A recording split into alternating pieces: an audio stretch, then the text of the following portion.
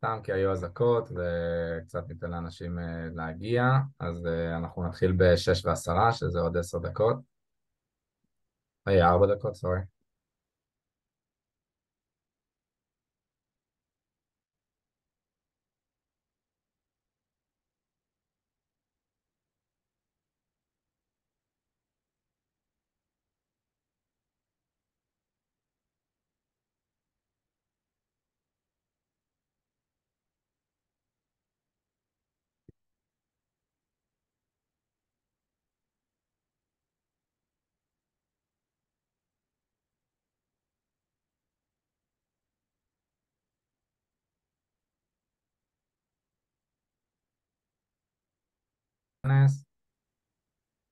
אילון לוי, שהוא הדובר הראשי של הממשלה, מטעם משרד ראש הממשלה, יעלה בשעה 7. עד אז תדבר מור כרמלי, שמור כרמלי היא הנציגה שלנו באו"ם, היא ה-Israel Youth Delegate, והיא תסביר בדיוק מה זה התפקיד, מה עושים, איך אמונה קשורה לזה. אני עומרי פרל, אני נשיא אמונה, יש לי לידינו, אנחנו יכולים לראות את חיה, שהיא יושב ראש אמונה, ו-Vice President of אמונה, אהוד.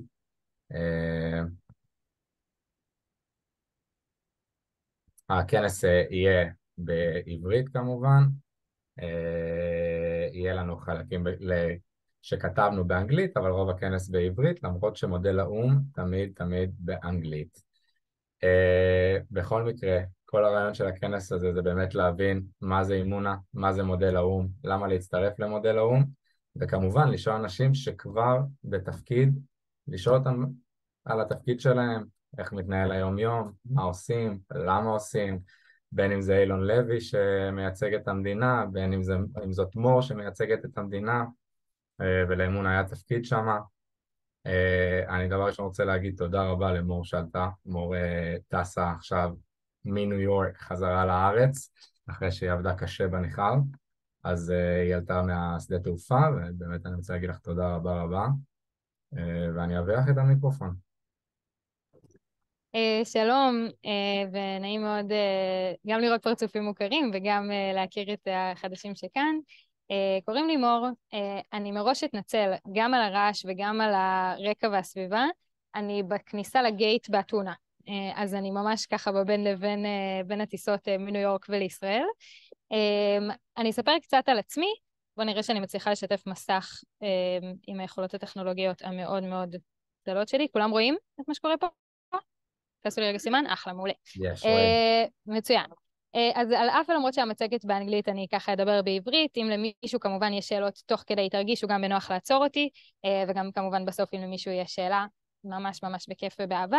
בגדול אנחנו נדבר היום על, אני קראתי לזה, like until the UN and beyond, אל האו"ם ומעבר לו.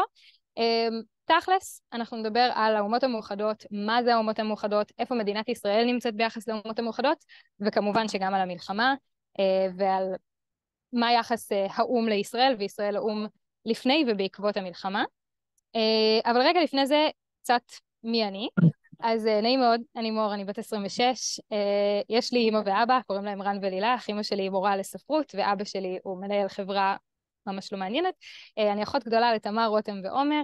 במקור אני ממושב בית יהושע שנמצא ליד נתניה, אבל היום אני סטודנטית לתואר שנקרא פק"ם, ביחד עם חיים שעובד באימונה. פק"ם זה ראשי תיבות של פילוסופיה, כלכלה ומדעי המדינה, באוניברסיטה העברית בירושלים.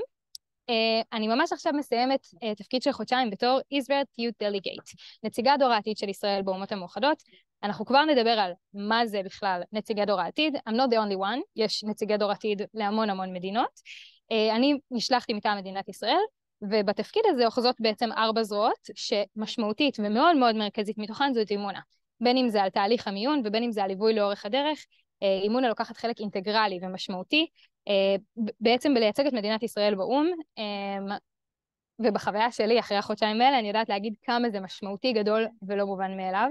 אני אגיד שהתפקיד של דור העתיד הוא בעצם גם תחת משרד החוץ, כלומר אני עכשיו עבדתי בוועדה השלישית של האומות המאוחדות, כבר נגיע להסביר מה זה אומר, וגם יש לזה יד שאוחזת במשרד לשוויון חברתי, גם מפעל הפיס וגורמים נוספים.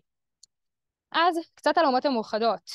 שנת 1945 מסתיימת מלחמת העולם השנייה, אני יודעת שרגע אנחנו הולכים להיסטוריה, אבל זה קצת חשוב כדי להבין את הקונטקסט. 1945 מסתיימת מלחמת העולם השנייה, היה ממש רע, ואחרי הזוועות שקרו בסוף מלחמת העולם השנייה, מבינים שצריך להקים איזשהו גוף של כולם, של כל מדינות העולם. המעצמות המובילות, בראשן ארצות הברית, מחליטות שצריך להקים איזשהו גוף כזה, ומקימים את האומות המאוחדות. הלב שלו נמצא בניו יורק, אנחנו כבר נדבר על עוד כל מיני אזורים בעולם שבהם הוא מגיע לידי ביטוי. כותבים גם את הצ'ארטר של האו"ם, זה כמו מין החוקה של מה האו"ם כולל בתוכו. במסגרת הצ'ארטר מחליטים ש-resolutions, החלטות, הצעות חוק, עוברות באו"ם בצורה דמוקרטית.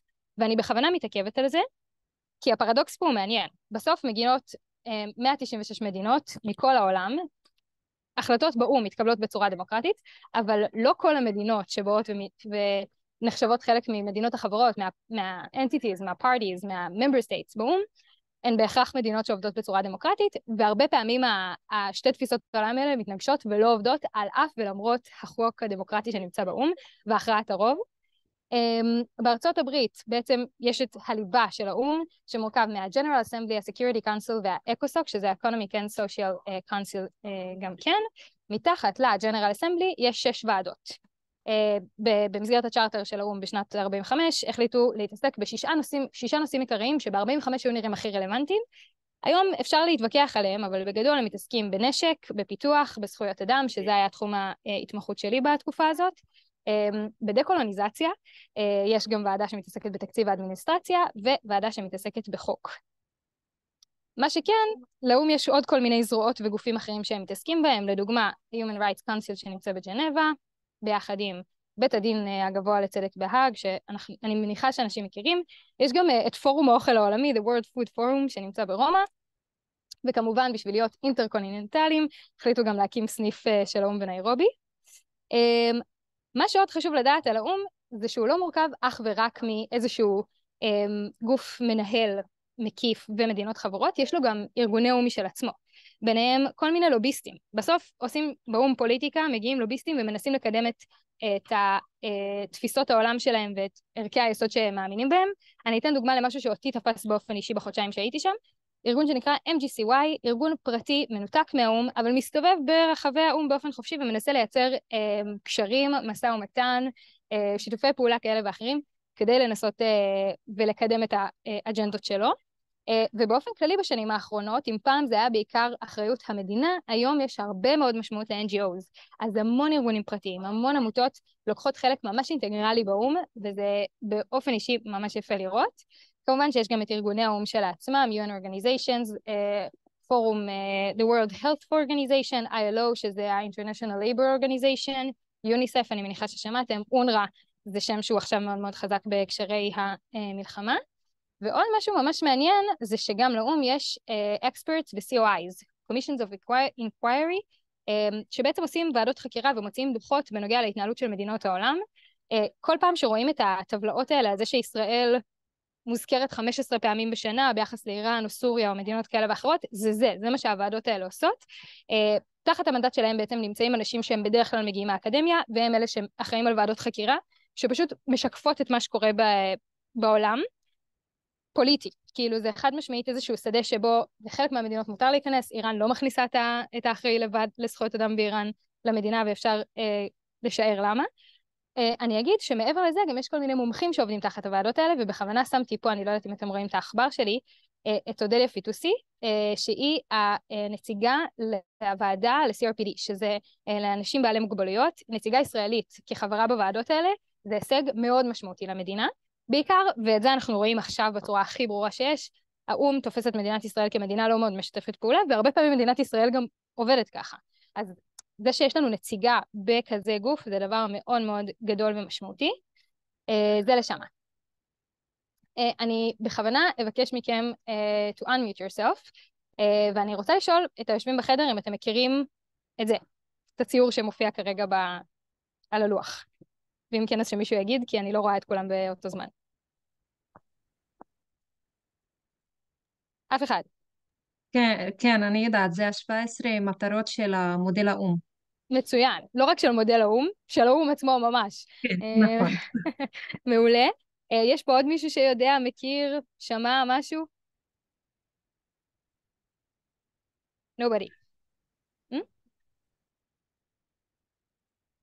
אוקיי, אז אני אגיד. סלי, את לגמרי Sustainability Development Goals. כן. Sorry, I didn't hear you. Sustainability Development Goals. Sustainable Development Goals, exactly. זה בדיוק מה שזה. בשנת 2015, האו"ם מבין שהוא לא רק רוצה להיות גורם אינקלוסיב, לא רק גורם שהוא מתכלל את כל המדינות ובעצם נותן להן לפעול באיזשהו שדה, אלא הוא גם רוצה שתהיה לו אג'נדה משלו, ובעצם מעביר הצעת חוק, resolution, שנקראת אג'נדה 2030, על 17 יעדים שמתעסקים בכל תחומי החיים, שעד 2030 רוצים להגיע אליהם. בספטמבר, כשהיה את ה-High Level Week, וכל ראשי המדינות הגיעו, זה היה מאוד מאוד חם לדבר על זה, כמובן שזה גם היה לפני המלחמה, אנחנו מאוד מאוד רחוקים מלהגיע לשם, ובעצם עברנו את החצי מבחינת זמן. ב-2015 החוקים האלה נכתבו, ועד 2030 אנחנו צריכים להגיע ליעד. אני מעבירה פה את האחבר על הכל, gender equality, education, no poverty, no hunger, ecosystem, peace, הכל מופיע כאן, ובעצם הרעיון בפיתוח בר קיימא, ובכוונה משתמשים פה ב-sustainable development ולא just development, זה כי הרבה פעמים מדינות העולם מאוד מנהלות כרגע את הקונפליקט בין מדינות מפותחות למדינות מתפתחות, או נקרא לזה רגע בשמו Global South ו-Global North, וזה גם כן דיונים שמאוד מאוד מעניין להיות חלק מהם במקום הזה של האו"ם. אני בכוונה מקדישה המון זמן לזה, כי בזה אנחנו כמדינה, אני חושבת, לא מספיק טובים. אנחנו לא מכירים את 17 מטרות יעדי הפיתוח של האו"ם, וגם אם כן, זה נוגע לנו בקטנה, אנחנו לא מתעסקים בזה, ואני רואה כמטרה את זה שמדינת ישראל מדברת מעכשיו SDG. אני רוצה שכל מי שנמצא כאן במרחב הווירטואלי הזה, מעכשיו יהיה ספץ, the best, the expert of SDGs, כי אנחנו רוצים להיות שותפים במשחק. We want to take active part כחלק מהמהות שלנו כמדינה באומות המאוחדות, וזאת בעיניי הדרך הכי ראשונית לעשות את זה. אז קצת על מה הקשר אליי, ואיך אני סטודנטית בת 26 הגיעה להיות חלק מהדבר הענק הזה שנקרא האומות המאוחדות. מודל דור העתיד, או Youth Delegates, כמו שקוראים לו באומות המאוחדות, הוקם בשנת 95 אחרי החלטה שמזכ"ל האו"ם בעצמו החליט לחוקק. הסיבה שהוא עשה את זה, זה כי הוא עשה איזושהי עבודת מחקר, קרא לאחד המומחים, וראה שכמות האנשים מתחת לגיל 35 בעולם מגיעה בערך ל-50%, אבל כמות האנשים מתחת לגיל 35 שנמצאים במרחבים של האומות המאוחדות, שיושבים בחדרי הדיונים, היא רק 2%.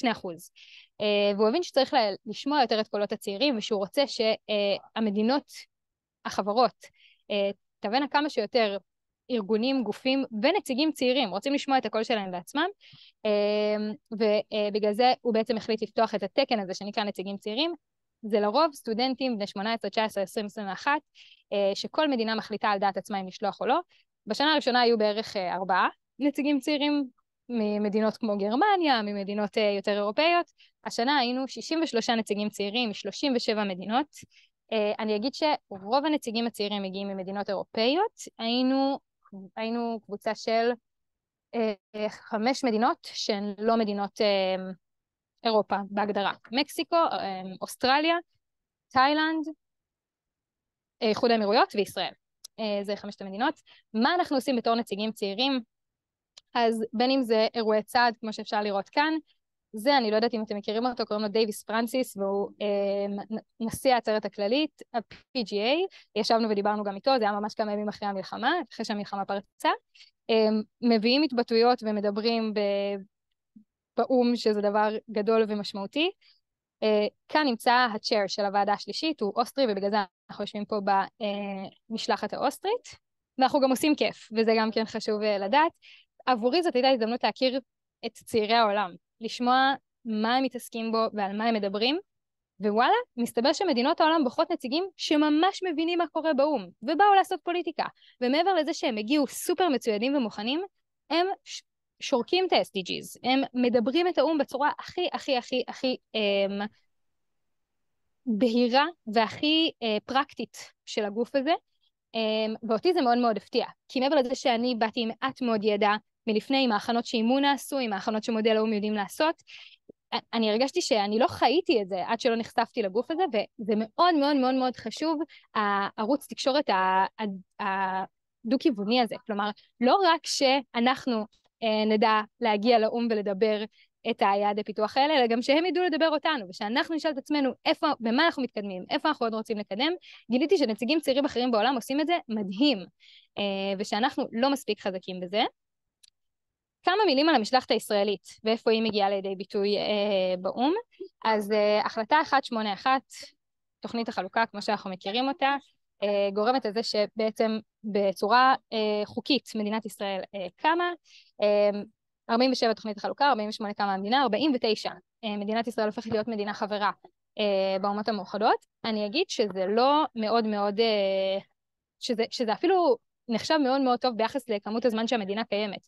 גרמניה נכנסה לפני 50 שנה לאומות המאוחדות, מדינות אירופאיות כאלה ואחרות נכנסות רק בשנים האחרונות, כלומר, המצב של מדינת ישראל בהתחלה שלה היה מאוד מאוד טוב.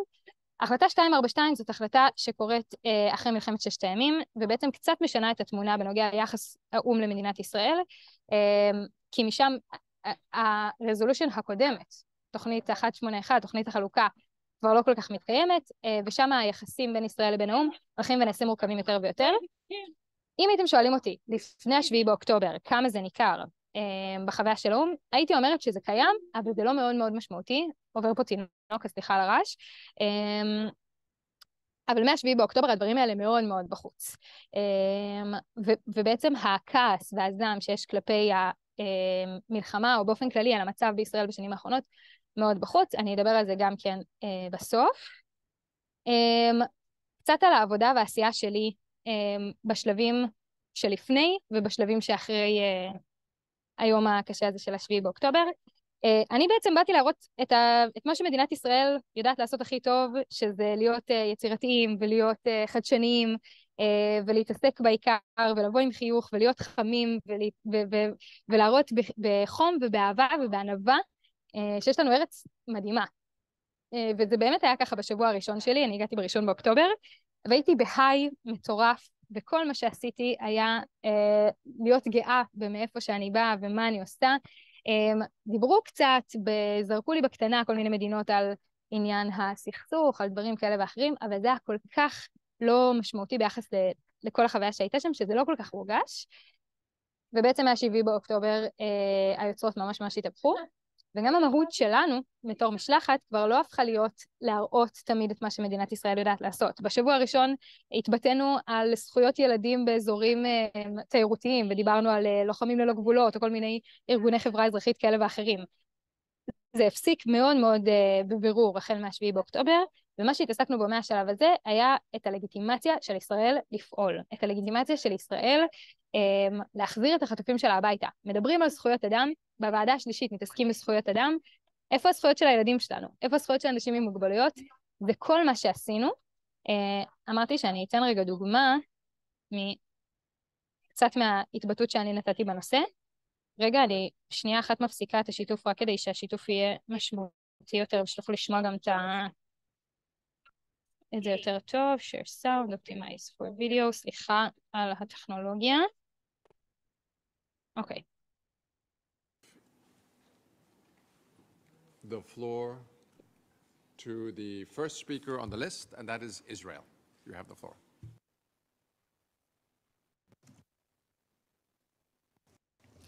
Thank you, Honorable Chair. My name is Mor, and I'm Israel's youth delegate. I would like to start this statement with sharing a piece of my personal story. Between 2018 and 2021, I lived in the Kerem Shalom kibbutz, one of many Israeli communities in vicinity of Gaza Strip. The definition of Kerem Shalom in Hebrew means garden of peace, and my purpose in living there was to help the kibbutz build a diverse and unique community, notwithstanding the security challenges Israel is facing in that area. My bedroom was in a bomb shelter. This was due to the very short distance from Gaza, which only enabled the citizens of that community a few seconds to find a cover when sirens went off in a situation of indiscriminate rocket shelling from Gaza. This has been the situation for many of these communities for the past 18 years, since Israel disengaged from the Gaza Strip. And yet, I chose to live in this amazing place, with this amazing community, despite the danger, because life continues. And I believe life should not be dictated by terror. This is what also guided most of the people living there. They chose life, not terror. but on October 7th, while celebrating the Jewish holiday of Sukkot, terror chose them with a message of hate and fear. אוקיי. זה ככה רק בשביל הטעימה. זה היה מאוד מאוד משמעותי ומאוד מאוד מרגש בשלבים האלה לייצג את מדינת ישראל, וגם מאוד מורכב. המציאות מורכבת, המדיה היום רצה בקצב מסחרר, ולהצליח לבוא ולתת התבטאות אחרי שכבר 3 שעות ברצף רץ משהו אחר באינטרנט, זה מאוד מאוד קשה על גבול הבלתי אפשרי, אבל זאת הייתה זכות גדולה, גדולה, גדולה. ואני רגע לסיכום אשאל, אז רגע, איפה אתם, כאילו איפה אנחנו בעצם נכנסים לתמונה? בסוף יש גוף כזה שנקרא האומות המאוחדות, הוא נמצא בניו יורק, הוא מאוד מאוד רחוק מאיתנו, ואיפה אנחנו יכולים להביא את עצמנו לידי ביטוי. אז אני אגיד ככה, גם אני לא חשבתי שאני אי פעם אצטרך לבוא ולהגיד, יש לנו אזרחים חטופים בעזה, אנחנו צריכים לשחרר אותם מיידית במצב הזה, אבל היה צריך לבנות בסיס מאוד מאוד מאוד מאוד חזק באום, כדי להצליח בכלל להישמע. וצריך להגיד שאת זה המשלחת הישראלית מטעם משרד החוץ עושה בצורה מדהימה, מופתית. תחת גלעד ארדן יושבים בערך 70 איש, שזה מה שהם עושים בחיים שלהם. דיפלומטיה, מציגים את הערכים שלהם ואת האג'נדות שלהם דרך ההתבטאויות, דרך הסטייטמנטס, ומקדמים הצעות חוק וחקיקה שמטרתה להועיל למדינת ישראל. זאת הדיפלומטיה, זה מה שאנחנו עושים שם. אני חושבת שזה מדהים, אני חושבת שזה לא מספיק. אני חושבת שזה שנמצאים בסוף קבוצה של אנשים במרחק של 12 שעות טיסה מאיתנו, ואנחנו לא שותפים לתהליך הזה, זה פוגע בלגיטימציה שלנו לפעול. זה פוגע בזה שאחרי זה, כשיש מבצע ושיש חטופים בעזה שצריך לשחרר, אנחנו לא נשמעים מספיק חזק. ואיפה זה מתחיל? לא בזה שאנחנו נשלח יותר כוחות לשם, אלא שאנחנו נתחיל לדבר את השפה הזאת, את השפה של האום. שלא רק מי שיוצא מטעם מדינת ישראל יתחיל לדבר אום, שכולנו כלפי פנים נתחיל לדבר אום. שכולנו כלפי פנים נתחיל להגיד איפה אנחנו יותר טובים, במה אנחנו יותר טובים, איפה אנחנו פחות טובים, בטח בתחום הזה של SDGs, בטח בשפה של האום, לדעת מה זה הגוף הזה, ואיפה הוא נמצא, ומה הוא עושה. ואני חושבת שאימונה זה הבסיס הכי טוב שמשם צריך להתחיל. יש לנו דרך ארוכה מאוד לעשות, כדי שהציבור בישראל, השאיפה שלי זה שכל צעיר בישראל ידע מה זה SDGs, וכל צעיר בישראל ישאל את עצמו איפה אני תורם לפיתוח הבר קיימא של העולם. כמובן שזה בא דרך מדינת ישראל, אבל אני רוצה שאנחנו נהיה החזית של זה, אנחנו נהיה חוד החנית של המדינות שמקדמות SDGs, וזה מתחיל כאן, זה מתחיל בדיוק במועדונים האלה, וגם כמובן בהיכרות של זירה מולטילטרלית של כמה מדינות שפועלות ביחד, אחת מול השנייה, אחת עם השנייה, ומייצרות שיתופי פעולה, כדי בעצם לשאוף לשם.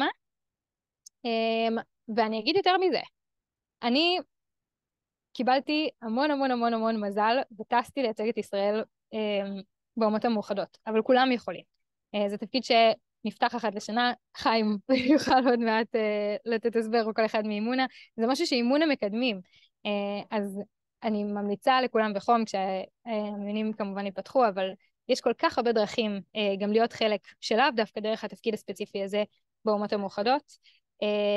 זה בסוף גוף שלוקח המון המון זמן להטמיע בו שינויים, אבל הוא הגוף שכרגע משפיע על מה קורה בעולם, ובגלל זה אני תופסת את זה כמאוד מאוד חשוב.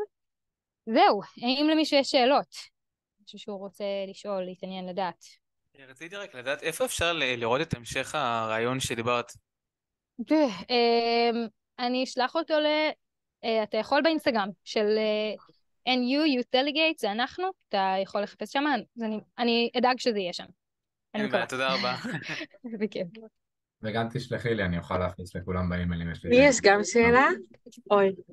כן. נועה? אני איתך. אוקיי. רגע, אני יכולה לשאול? כן, כן, בטח. יש. רציתי סתם לשאול גם על החוויה שלך ממודל האום, אם תוכלי לשתף אותנו. ממה שהיה עכשיו בשליחות את מדברת? כאילו לפני השליחות. אמרת שיש הכנה בעצם שעברת במודל האום. אז אני באופן אישי, אם את רק יכולה שתיקי, אני שומעת, אוקיי, מעולה, תודה. אני באופן אישי לא הייתי חלק ממודל האום, ואני מאוד מאוד מצערת על זה. אני חושבת שזה יכול לתת לי הרבה מאוד ערך מוסף.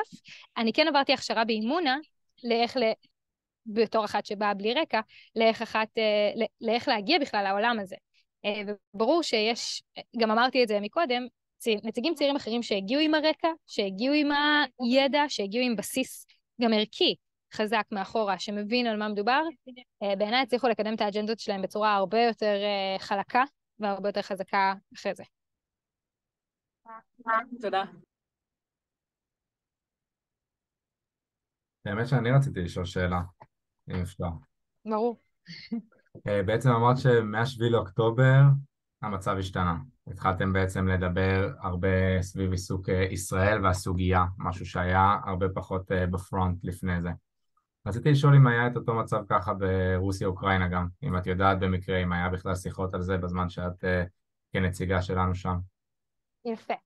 אז אני אגיד שאני יודעת שהיה, אני גם יודעת שגם ארגוני האום מתחקרים את המצב באוקראינה, UN Women, מאוד מאוד חזקים בכל סוגי הם משתמשים שם, הרוסים משתמשים, מעניין לקרוא, לא משנה, משתמשים שם כל מיני סמים כדי, קיצור, יש שם התעללות מינית בצורה מאוד מחפירה, שווה לקרוא את זה באופן כללי בלי קשר, אבל זה תמיד בשיח. אני אגיד שברגע שמתחילה איזו מלחמה חדשה, פתאום מדינת ישראל עולה לכותרות, זה הפך להיות הרבה יותר נפוץ ביחס לשיח רוסיה-אוקראינה. צריך לזכור שרוסיה-אוקראינה כבר 3 שנים מדברים על זה באום, אבל אני מרגישה שכמות הפעמים שהוזכר ישראל או השטחים הכבושים הפלסטינים באומות המאוחדות, ואני בכוונה משתמשת בטרמינולוגיה הזאת, כי ככה מדינות העולם בוחרות להסתכל על זה, כאילו עלה הרבה יותר מה-7 באוקטובר ביחס לכל נושא אחר, באופן חד וחלק. זכויות האפריקאים היו הרבה פחות משמעותיות מה-7 באוקטובר, זה בוודאות.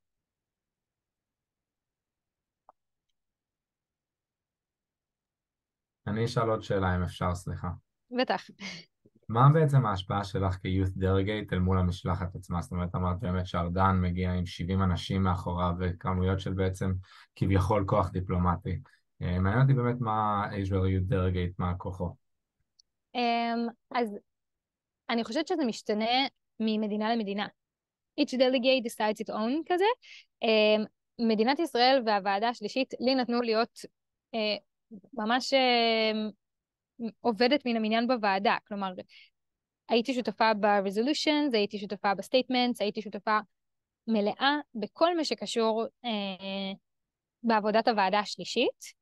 אבל זה גם מאוד פרסונלי. כלומר, זה מה שמדינת ישראל בוחרת לעשות, שזה מדהים, כי זו ממש המהות של העבודה, ואני חושבת שאנחנו בפור ענק ביחס למדינות אחרות, שבהן הרבה יותר חוששים לתת לאנשים צעירים את המקום ואת הנוכחות.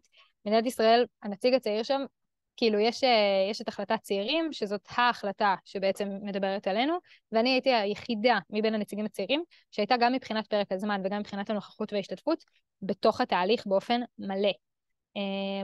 אז לי באופן אישי זה נתן תחושה שלמשלחת יש המון מקום להשפיע.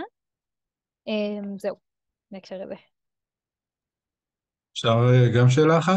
בטח. עד כמה יש מקום להביע את העמדות שנקרא לזה, הם לא עמדות הממשלה, בעניינים כאלו, למשל, דוגמה של 7 לאוקטובר, אני כשאני עושה הסברה מעט, ועשיתי גם, נגיד דיברתי עם בחור ממשרד החוץ הבריטי, ששאל בזה, והיינו כמה חבר'ה ששאלנו, דיברנו, אחריהם כולם מתחילים, כאילו, מתחילים להאשים כל מיני דברים, והתחילה סוגיית התחלות, ואז אמרתי שגם מי שתומך בשתי מדינות וכולי, החמאס לא ייתן לזה לקרות, זאת אומרת, גם מי שתומך בפתרונות אחרים חייב לתמוך בחיסול החמאס. זאת אומרת, אבל כן באתי לכיוון הזה מתוך גישה שהיא יותר קרובה, או כן מקבלת את התפיסה של מועצת הביטחון ב-2015, בעניין של חוקיות התנחלות, זאת אומרת, יותר התקרבתי, אבל השאלה היא, לא תמיד ממשלת ישראל מקבלת את ההגדרות האלו, מקבלת את ה... השאלה על איזו מידה של חופש ויש שם באפשרויות האלה. אז אני חושבת שזה משתנה גם בסוג העבודה. אם זה התבטאות, אז הבוסית שלי שהיא שליחה שעובדת בוועדה השלישית, והיא בעצם הנציגה, היא השליחה של הוועדה השלישית באום. היא זאתי שעברה על הדברים כדי לוודא שמבחינת טרמינולוגיה אנחנו עונים בדברים, ומשרד החוץ גם במטה שולח דברים, אבל בסוף, וזה נראה לי כל מי שעוסק בהסברה, העבודה באום עצמו, העבודה הפרקטית, היא מאוד דיפלומטית, היא מאוד מסמכים, היא מאוד שפה, היא מאוד ספציפית, וגם לא תמיד היא מדברת על עניין ה7 באוקטובר. מה שקורה כשיוצאים לאכול, זה בדרך כלל השלבים שבו מדברים על הדברים עצמם. ושם אין לי שום, אין אף אחד שבודק מה אני אומרת לפני שהדברים יוצאים, אז obviously זה מקום עם המון המון אמון. וגם צריך לדעת שבסוף זה לא שיזכרו את מור, אלא יזכרו את ישראל. אולי יזכרו את השם שלי בתור נציגת ישראל, אבל כשאני אומרת משהו אז אני משקפת את עמדות ישראל, ולכן הממלכתיות כאן היא חשובה, אבל כמובן שאני בסוף מדברת, אני לא כל פעם לפני שאני מנהלת דיון עם מישהו, גם צריך להבין את הקונטקסט רגע. נציג צעיר מגרמניה לא יודע שלפני 2000 שנה נחרב בית המקדש ולשם חזרנו. להתחיל עכשיו להסביר את הסיפור של השביעי באוקטובר, עבורי היה לספר את הסיפור הציוני, מראשיתו. כלומר, להסביר שהפעם אברהם אבינו זה סדר גודל, וגם בגלל זה בהתחלה היה מאוד מאוד קשה לנסות לתווך את זה. בשלב מסוים הבנתי שמה שצריך לעשות זה לפתוח גוגל מפות, להסביר איפה נמצאת רצועת עזה, מה זה אומר כשמדברים על From the River to the Sea. אבל זה לא משהו שאין אותו לאף אחד מאיתנו ולא יודע להגיד שלמדינת ישראל יש זכות קיום רלוונטית בשטחים מסוימים. וכל אחד מאיתנו יכול לעשות את זה. זה משהו שגם ממש חשוב להבין. כל אחד שאוהב ומכבד את המדינה ורואה בה... בקיצור, נראה לי שאני מתחילה לחזור על עצמי. אני מקווה שנגעתי בנקודה, או שזה היה יותר מדי מפוזר. אני שואל את עצמי, זאת אומרת, היות ויותר קל להתחבר לכל מיני כאלו, אם אתה לא נתפס כסרבן, או כמישהו שאומר, לא, כי מבינה, לפעמים יש כל מיני דברים שקצת, מדיניות הממשלה לא נתפסת כנכונה במקומות אחרים, זאת אומרת, השאלה קצת אולי יותר פוליטית, או יותר... וזה פוליטיקה. זה בדיוק פוליטיקה. צריך לדעת איך לגשת לדברים, ואיך... אני קוראת לזה חתוליות, כאילו איך לדעת לעשות את זה חלק ויפה. מיומנות. זה חד משמעית מיומנות שאני לא מספיק חזקה בה. כאילו, צריך לדעת גם איך לעשות את זה נכון. בשביל זה יש דיפלומטים שהם הראשים של הוועדות האלה, והם עושים את זה בצורה מדהימה. ממש.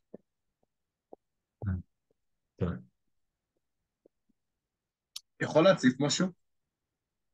כן, אני אגיד שיש לי עוד 3 דקות.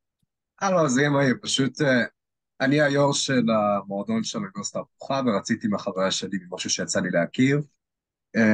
אם את מכירה או לא, מה אימון, הפלטפורמה שמאחדת את כל הכנסים הבינלאומיים שמתרחשים במסגרת מודל האו"ם, אז הם פרסמו לפני 2-3 פלוס מינוס, שרזולוציה שבמסגרת מודל האו"ם אושרה באומות המיוחדות בניו יורק. אם יצא לך לשמוע מזה או לא, רציתי, כי בגלל שלא באת מהמסגרת שלנו, אז כנראה שאין לך את אותה emphasize, אבל רציתי גם להציף ולציין את זה, איך כמה אנחנו יכולים להשפיע. וזה חד משמעית שם. זה חד משמעית שם. מעבר לזה שאפשר לעשות לובי באום, ולהגיע מאופן פרטי למקומות האלה, אין ספק שהבינו את הכוח שיש למודלים האלה כדי להיכנס למסלולים הדיפלומטיים, וזה... זה מאוד, אני נשמעת זקנה, אבל זה כאילו מאוד באופנה להיות במודל האו"ם, באו"ם. זה מאוד בפנים. מגניב. כן. כי הוא יכול להגיד גם שזה גם יש לנו אחלה הזדמנות לנטוורקינג עם אנשים מחו"ל, אבל בלי קשר.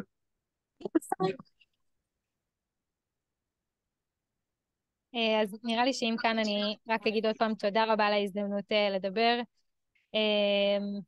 וזהו, אם יש למישהו עוד שאלות, אז אחרי זה אתם מוזמנים דרך עומרי להגיע. אני בינתיים דואגת לחזור לארץ, וזהו. אנחנו נהיה תודה רבה לך. תודה רבה. תודה רבה. תודה רבה רבה רבה למור, כבר לא שומעת אותי, אבל זה היה פשוט מהמם. כן, באום אנחנו עושים, במודל האום אנחנו עושים ככה או ככה. כדי לציין תודה רבה. באמת היה מדהים ומעניין. אני עכשיו לוקח את המושכות בעצם להסביר לכם מה זה מודל האו"ם.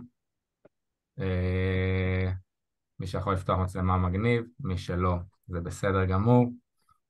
יש לנו אגב, פה נמצאת גם חיה שרשום אימונה chairperson, והיא בעצם הקימה את הדבר הזה שנקרא אימונה.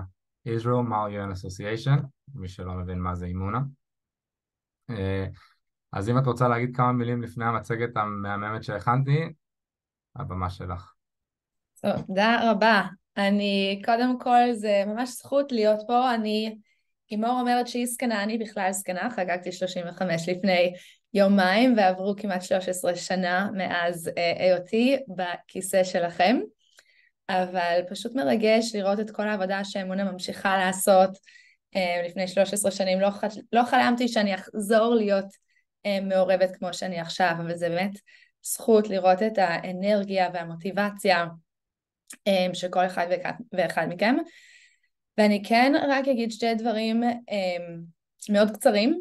קודם כל, אני מאוד מאמינה בלתת קרדיט. אז כל הרעיון של ה-YDP נוצר מבחורה שקוראים לה קרול דווק מהבינתחומי בשנה הראשונה שאמונה נוסדה, והיה המון הלוך חזור עם המשלחת הישראלית באום, ואני אומרת את זה קודם כל כי חשוב לתת קרדיט. ודבר שני, אפשר לראות איפה זה מתפתח, לאן זה הולך, ולכל אחד ואחד מכם יש את האפשרות פשוט לבוא לאמונה עם רעיון, עם יוזמה. זה לא בא מהלידרשיפ של אמונה, בזמנו היא הייתה סטודנטית, לבוא עם יוזמה ולקדם ובאמת להשמיע קול ולעשות אימפקט עצום, שלא רק שאנחנו עושים, אתם שומעים את מור, לא רק שאנחנו רואים את ה-downstream effect, את כל המשמעות של העבודה שהיא עושה, אבל זה גם ממש משפיע על האינדיבידואלים שנמצאים במקומות האלה, שזה בעצם הנקודה השנייה שלי, שאני מסתכלת על הקריירה שלי, עברתי כמה מקומות עבודה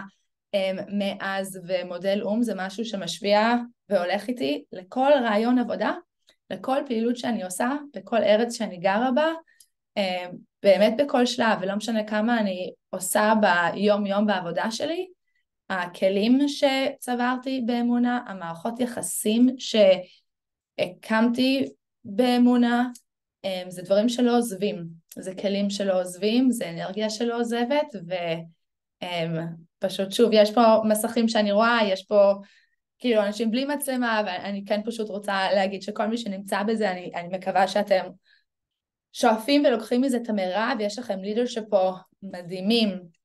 אני כן רוצה להודות לצוות שלנו פה שעושה את כל העבודה בשטח, וזהו, מקווה שפשוט תעשו חיל למדינה שלנו, אבל במקביל תבינו שיש פה הרבה שאתם יכולים לקבל את זה ברמה אישית, וזה יעזור לנו להמשיך לעשות הרבה דברים בשביל העם שלנו והארץ שלנו בהמשך. תודה רבה רבה תודה חיה. לפלטפורמה. חיה נמצאת בבוסטון, אז תודה לך שהצטרפת. טוב, אני אעשה באמת רק הכרה מהירה של מה זה מודל האום. אתם רואים את המצגת שלי? אהוד, תעשה לי כי אני מראש אם רואים. אדיר, כי אני רואה אותך פשוט, ואת שלמה ואת חיים. אז באמת, מודל האום זה משהו שאני עושה כבר 3 שנים. התחלתי באמת כדלגייט, בהתחלה התחרתי בתחרויות בארץ ואחרי זה בגרמניה, שם הכרתי את אהוד בתחרות בינלאומית, משם המשכנו להיות הנשיאים, כל אחד של המועדון שלו. אהוד היה הנשיא של אריאל, של המועדון באריאל, אני הייתי הנשיא של המועדון בקריית אונו, והיום אני לומד את התואר השני שלי ברייכמן, אני בקורס צוערים ונשיא מועדון האום הישראלי. זה משהו שמקדם אותי גם מבחינה דיפלומטית וגם כמובן מבחינה אישית, בין אם זה לדבר מול קהל, בין אם זה לדעת לעשות research כמו שצריך, ועוד ועוד. So, what is Model UN? מודל האום זה בעצם, אני אקריא את זה באנגלית, is a simulation of United Nations, where students represent countries and debate on international issues. כל הבעיות שמדברים במודל האום, זה בעיות שקורות עכשיו בעולם. תמיד אנחנו נוגעים בבעיות שקורות עכשיו בעולם, בין אם זה בני הרוהינגה שנמצאים תחת מסקר בבנגלדש, בין אם זה שאני ועוד היינו בוועדה של נאטו בגרמניה, בין אם זה שהייתי בתחרות של מודל האום בהרווארד, ועוד ועוד דברים, נושאים מדהימים. The benefits of joining university clubs. By the way, אני יכול לדבר על מודל האום שעות, אני פשוט רץ על זה מהר, כי יש לנו את אילון לוי, שבאמת מגיע כדי לתת לנו 40 דקות מהזמן שלו, גם להסביר קצת על כל עניין ההסברה, וגם כדי לתת לכם את המקום לשאול שאלות, אז כמובן שתכינו שאלות, ובגלל זה אני רץ מהר. personal development, התפתחות אישית, social connections, אתם יכולים לראות אותי פה חופר לכמה גרמנים, בחור גרמני, בחור אוסטרי ובחור מפולין, בעצם על רזולוציה. הקשרים שמודל האום יצר לי, גם אם זה היום שאני מדבר עם נשיאי מועדונים בכל מקום בעולם, שהם בעצם הפה שלי לאוניברסיטאות שלהם. אנחנו רואים היום גל אנטישמיות מטורף בהמון אוניברסיטאות. אם אנחנו, עם הקשרים הקטנים שלנו, כמו שמור אמרה, יכולים בעצם לנתב את זה למקום שאנחנו מדברים כל יום עם נשיא מועדון אחר, עם אנשים שהכרנו בכנסים בינלאומיים, ובעצם להראות להם או להסביר להם את הצד שלנו, כי רוב ההסברה שקורית היום באמת, גם אם אנחנו משתפים סיפורים וגם אם אנחנו מנסים כמה שאנחנו יכולים, זה הסברה פנימית, זה לא הסברה חיצונית. אז פה זה באמת המקום שלנו להתבטא, וכמובן הכיף המטורף של להכיר תרבויות שונות, אנשים מכל העולם. Why participate in MAL-UN? כמו שכבר אמרתי, United Nations or MAL-UN is a simulation of United Nations that allows students to learn about diplomacy, international relations, and the UN system. Practicing in MAL-UN can have many benefits for university students, including developing diplomacy and negotiation skills. אנחנו לומדים בעצם את כל רזי מקצוע הדיפלומטיה מבפנים, על איך אנחנו עושים דיפלומטיה אמיתית, איך אנחנו עושים negotiation אל מול מדינות, אל מול אנשים שאנחנו פגשנו פעם ראשונה היום, ממדינה שונה, מתרבות שונה. Learning about global issues, כמו שאמרתי, תמיד אנחנו דנים בדברים שקורים היום, ו-networking opportunities, פה אתם יכולים לראות אותי עם מישהו משוודיה. Preparing for conferences, איך אנחנו בעצם מתכוננים לכנסים, בין אם זה בינלאומיים, בין אם זה כנסים שקורים בארץ. אגב, אימונה, שזה הגוף שאנחנו מייצגים כרגע, מקיים כמה כנסים גם בארץ. שנה שעברה היו 3 כנסים שונים, היה כנס באוניברסיטה הפתוחה בתחילת שנה, היה כנס אמצע שנה במכללת אונו, והיה כנס סוף שנה באוניברסיטת רייכמן בהרצליה. לכנסים האלה, אם אנחנו משתתפים, אם המשתתפי מודל האום של כל אוניברסיטה משתתפים בלפחות 2 כנסים, היום בגלל המלחמה הורדנו את זה לכנס אחד לשנה הזאת, אז מקבלים בעצם תעודת דובר רשמי של משרד החוץ, משהו שהוא באמת מדהים גם לרזומה ומדהים גם לקבל את זה ואשכרה להשתמש בזה להמשך החיים שלנו. אז אני חוזר ל-Preparing for Conferences. אנחנו עושים research, אנחנו לומדים במודל האום איך אנחנו עושים research איכותי, איך אנחנו מבינים באמת מה העמדה של המדינה שלנו, מה העמדה של המדינות השכנות שלנו, מה העמדה של כל הגלובוס, ואיך אנחנו מייצגים את העמדה שלנו כמו שצריך. אנחנו לומדים על ה-committee, שזה הוועדה עצמה, אנחנו לומדים על המדינות, ואנחנו כמובן עושים, we're practicing public speaking, בדיוק מה שאני עושה עכשיו, למרות שהפאבליק פה הוא בזום, אבל בעצם אנחנו לומדים איך לדבר נכון אל מול ציבור רחב. איך אנחנו מעבירים רעיון של שעה לדקה אחת של נאום, שזה מה שמקדישים לך באום. ה-opening speeches שלנו, אסור להם לחרוג מדקה, לפעמים אפילו חצי דקה. מי ששם לב לנאום של מור מקודם, שזה היה נאום באמת מרשים, אני ממליץ לכם, אני הולך לשלוח לכם אותו באימייל, מאוחר יותר, אני ממליץ לכם לראות אותו אחר כך. איך היא הכניסה מידע של שעות לתוך 2 דקות של שיח, שבו היא מציגה ל-150 מדינות שונות, כמובן אלה נערים ונערות, אבל ל-150 מדינות שונות את הרעיונות שלה ואת העמדה של ישראל. זה משהו שהוא מדהים, ואני בתור חפרן גדול למדתי מאוד לעדן את עצמי, ולהתעדן אל מול מודל האום. Dress professionally, suit up, always, be prepared with supplies, bring all necessary supplies such as pens, paper, whatever. סליחה, אנחנו לא לומדים טכנולוגיה כל כך במודל האום, אז אני קצת מתאם המצגת, אבל בסדר. Alrighty, so a little bit tips for success. מה אני ממליץ לכם בעצם לשנה שאתם נכנסים אליה, כל אחד באוניברסיטה שלו? Do your research, גם על המדינה שלכם. אני פשוט אקרא מה שאני רשמתי. Before attending a MAL UN conference, it's important to research the country and the topic you will be representing. This will allow you to have a better understanding of the issues at hand and to develop a more informed position on the topic. It will also help you to anticipate potential arguments and בסופו של יום אנחנו באים בעצם דע את האויב. כמו שמור אמרה, אנשים לא יודעים איפה זה ישראל והם שומעים רק from the river to the sea. הם לא יודעים את כל הסיפור של מה עומד מאחורי זה. ואנחנו צריכים להבין איזה מדינות איתנו, איזה מדינות לא איתנו, איזה מדינות הצביעו לאחרונה בעדנו, איזה מדינות בכלל לא הצביעו, איפה כל מדינה עומדת ואיפה אנחנו עומדים אל מול כל מדינה. Practice public speaking. MAL UN involves a lot of public speaking. כמובן, השפה הרשמית של מודל האו"ם היא אנגלית, ככה שאתם הולכים להיות במין hub של אנגלית, במין, בועה של אנגלית 100% מהזמן, שזה מדהים גם כדי להשתפר אנחנו בעצמנו, וגם כדי להיכנס לעולם הזה של דיפלומטיה, אנחנו מדברים באנגלית הכי גבוהה שאפשר. במקום discussion נקרא לזה caucus, ועוד דוגמאות. So it's important to practice your speaking skills. Collaborate with your teammates. הבנה בעצם של עבודת צוות, שאין לי יותר מדי מה לפרט על זה, כולנו מבינים למה זה חשוב, במיוחד כמו שמור אמרה מקודם, אנחנו מדברים על דרגיישן הישראלית רק של 70 אנשים. כולם צריכים להיות בערך על אותו הדף, כולם צריכים להעביר את אותו המסר, כולם צריכים לדעת מה הטקטיקה ואיך עושים את זה בצורה הנכונה ביותר.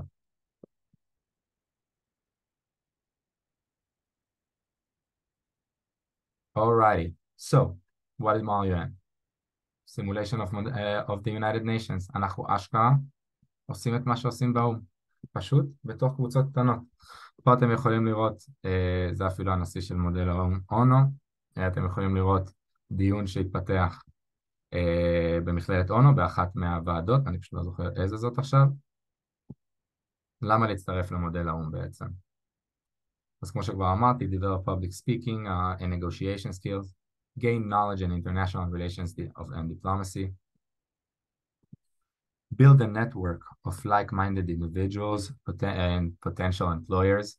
אני חייב לציין שעכשיו שהיינו בכנס בהרווארד, אני הכרתי את מי שהוא נשיא המודל האו"ם העולמי. זה מישהו שאני מדבר איתו ביום יום, זה מישהו ששלח לי ישר הודעה שהתחילה המתקפה, זה מישהו שהסביר לי שהוא לא מבין כל כך למה ישראל עושה את מה שהיא עושה, אבל כן כואב לו על זה שחברים יהודים שלו לא יכולים לשלוח את הילדים שלהם לעבודה. ואז אנחנו בעצם נכנסנו לדיון שונה של האם זה אשמת ישראל שהחברים היהודים שלו בבלגיה לא יכולים לשלוח אותם לעבודה, או שזה אשמת המדינה שלו, או שזה בכלל אין אשמים, איך זה עובד.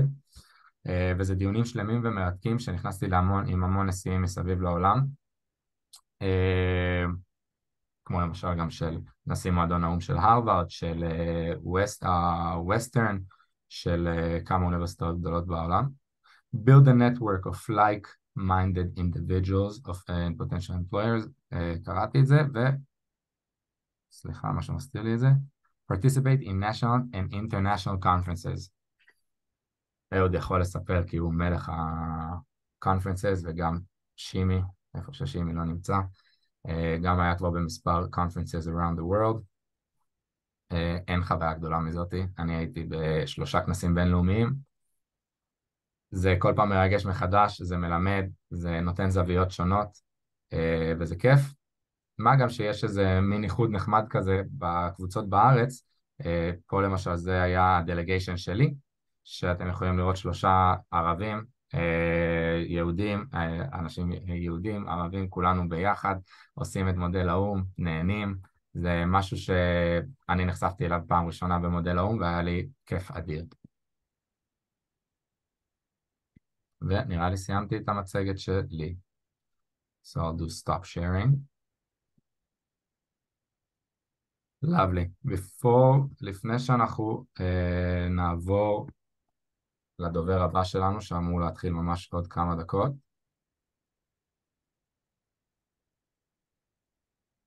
הם פשוט הוא באמצע רעיון, אז זה נדחה לנו ב5 דקות, עכשיו בדיוק קיבלתי את ההודעה. אז אני אשמח לשמוע אם יש למישהו שאלות באמת של איך מתנהל מודל האום, איך מתנהל הרישום של מודל האום, אם מישהו צריך עזרה בלהבין איך עובדת השנה, למרות שאנחנו כרגע במלחמה ובסיטואציה טיפה שונה, אם יש למישהו מהנשיאים משהו להוסיף או להגיד על מודל האום, אני פה לשמוע ולענות. לי יש שאלה. דבר ראשון, תודה רבה, היה ממש מעניין. גם תודה למור על הדרך.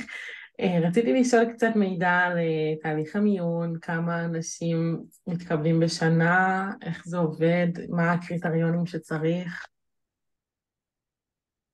אז באמת בכל אוניברסיטה זה עובד שונה לחלוטין. אני שנה שעברה כנשיא החלטתי באונו שהמקסימום יהיה 20 אנשים, מתוך המטרה באמת להשקיע בכל אחד בצורה הכי טובה שאני יכול. יש אוניברסיטאות כמו אוניברסיטת אריאל ואוניברסיטת חיפה, שזה בתוך הסילבוס, בתוך השנת לימוד, אז התהליך קבלה הוא טיפה שונה. רוב האוניברסיטאות, אפשר לשאול מאיזה אוניברסיטה או מכללה? נועה. כן, אני בפתוחה. מהמם. אז יש לך פה גם את שימי שישמח לענות לך בפרטי על באמת כל תהליך המיון, שהוא נשיא הפתוחה. אני הייתי צ'ר שלו, זאת אומרת, אני הייתי צ'ר זה כיסא אמנם, אבל שופט בתחרות של שימי, וככה הכרנו. אז באמת יש רעיון קבלה. ברעיון כל נשיא עושה אותו טיפה שונה, אבל הרעיון הוא באמת להביא לשולחן ידע עולם, אנגלית מינימלית, של באמת שאפשר יהיה לעבוד עם זה, להשתפר מפה, אנחנו גם בסופו של דבר באים להשתפר. וכמובן, social skills, כאילו לדעת טיפה לדבר, או לפחות לרצות להשתפר ולרצות להתקדם, לעשות את השלב הלאה הזה. האם עניתי על השאלה, או שהיה שם עוד שאלה שפספסתי? עומרי, אני יכול להוסיף למה שאתה אמרת עכשיו משהו? אשמח. קודם כל מתנצל שאני לא עם מסך פתוח. אבל בכל מקרה, אגיד את זה לכולם, משהו שאני מאוד מאוד ממליץ, שאם למי שיש עוד ספק, לפחות לגבי המסגרת שלנו, אם מתאימה לו או לא מתאימה לו. יש אתר, מסגרת, קוראים לה מימון, יש להם דף אינסטגרם, יש להם אתר אינטרנט, שם הם מפרטים לפרטי פרטים, אם מה שאומרים לא היה מספיק, מפרטים גם מה אנחנו עושים, יכולים להראות גם כמה כיף, כמה אנחנו נהנים שם לפעמים בכנסים האלה. פחות או יותר יכול להשלים מידע שהחסר פה, גם במימון, אפשר לגשת לשם. אז כן, מימון זה באמת האתר הבינלאומי בעצם של מודל האום, העולמי, כמו שאמרתי מקודם, הנשיא ואנחנו, אני כנשיא אמונה, חברים מאוד מאוד קרובים, אז זה כזה אחלה בנפיט לכולנו. והוא היה אמור להגיע לשפוט פה באחד הכנסים, לא נראה לי שזה יקרה, אבל מי יודע, אולי הוא ירצה, קוראים לו ג'ונס. אז יש שם באמת מידע מאוד כללי על מודל האום, כמובן פשוט אפשר לרשום בגוגל מה זה מודל האום, או להיכנס באינסטגרם לכל אחד מהמונים, בין אם זה בר מון של בר אילן, בין אם זה BG מון של בן גוריון, בין אם זה אונו מון של קריית אונו, בין אם זה אופן מון של הפתוחה, בין אם זה ארמון של אריאל, בין אם זה חיפה מון, I think, של חיפה, יש את חוג'י מון של האוניברסיטה העברית, ונראה לי אמרתי את כולם. היה לי שאלה בפרטי של האם למכללת ספיר יש. למכללת ספיר היה אמור להיפתח השנה מועדון האום, למכללת ספיר ולטכניון, ואנחנו בדילי עם זה בגלל כל סיפור מה שקורה, המלחמה, במיוחד שמכללת ספיר, אם אני לא טועה זה בסדרות, אז זה כזה ירד מהפרק לרגע זה, אבל אני מקווה שבאמת בהמשך אנחנו נוכל לפתוח לספיר. בינתיים את יכולה לדבר באמת עם הנסיעה של BG מון, של בן גוריון, וכמובן, אנחנו תמיד מחפשים אנשים טובים באמונה, אז מי שרוצה ככה ואין לו באוניברסיטה שלו, במכללה שלו, אתם מוזמנים לדבר איתי באופן אישי. אני שלחתי לכם מייל מהמייל האישי שלי, אז אתם יכולים לשלוח לי כל שאלה, בקשה, טענה. רציתי לדעת אם יש צפי למתי מתחילים הרעיונות. אליה, מאיזה מכללה אתה? אני לומד באונו, בקריה האקדמית. בגז, מה שהיה הבית שלי. אז יש את איליה, אפילו אני חושב שהוא בשיחה, אני לא בטוח. הוא הנשיא שלכם השנה, יש לכם גם סגנית מורן, אני מאמין שאצלכם יתחיל עוד מעט, מכיוון שדבר ראשון, האגודה מאוד נותנת במה למודל האו"ם. שנה שעברה התחילו 4 מועדונים באגודה, ונשאר רק מודל האו"ם. זה היה מועדון שאירח כנסים וטס לכנסים מסביב לעולם. אז אני מאמין שכבר בשבועות הקרובים אתם תקבלו אימייל על התחלה. אני חושב שגם ראיתי אותך בהרצאה שאני נתתי לאונומון, אז נעים לראות שוב. היי, גם לי יש תודה רבה. שאלה. היי מיכל. היי, שלום. דבר ראשון, תודה רבה. רציתי לשאול באופן כללי. נכון שאנחנו, כל אחד בא כאילו להביא את העמדה של המדינה שלו, אוקיי? ושישמעו אותו. השאלה שלי פה זה מה אני עושה עם, כאילו ברגע שאני יוצרת קשר, אז אני מדברת, אנחנו מחווים כל אחד את הדעה שלו. השאלה שלי זה מה קורה כשבן אדם מחול בא להביא אליו את הדעה שלי, מה אני עושה עם, כאילו מה, איך אני מקדמת נגיד רעיון שמגיע ממנו, מה אני עושה עם הדבר הזה. יכולה לחדד לי טיפה את השאלה? זאת אומרת, מה זאת אומרת למישהו מחול מגיע וצריך לקדם רעיון שלו? כאילו אנחנו באים הרי להגיד שנגיד עכשיו 7 באוקטובר, אוקיי, אז אני רוצה להביא למודעות של העולם מה שנעשה במדינה שלי, נכון? וכדי שאנשים יתחילו לחשוב, להתעסק בדבר הזה ולקדם עניינים שאנחנו לא יכולים לעשות פה. אז אני שואלת, נגיד יש כרגע בעיה באפריקה, או כל בעיה שהיא, ברגע שנציג מהמדינה הזאת בא אליי, נכון? והוא מכבד את הדעה שלו כלפי המדינה כדי שאני אשמע את מה שהוא רוצה להגיד. כמו שאני רוצה שהוא יקדם את הדעה שלי, איך אני פה מקדמת את הדעה שלו, שאני רק משמיעה כל הזמן רעיונות ודעות, וכאילו זה, אם זה דו צדדי או חד צדדי, זה השאלה. עומרי, אני יכול לענות על זה? בכיף. אני חושב שהבנתי את הנקודה שלו. אם תקני אותי אם אני טועה, זו שאלה שלך פחות או יותר, נגיד את נמצאת באינטראקציה בוועדה מסוימת בנושא כללי לגמרי. נכון. עם מישהו מחול, איך את מסבירה את עצמך? זאת השאלה שלך, שאת נמצאת בסיטואציה אקראית עם מישהו מחול, ואת רוצה להביע את עמדתך הישראלית. אוקיי. לא, התכוונתי מהבחינה שכאילו, כרגע הוא מביע את הדעה שלו.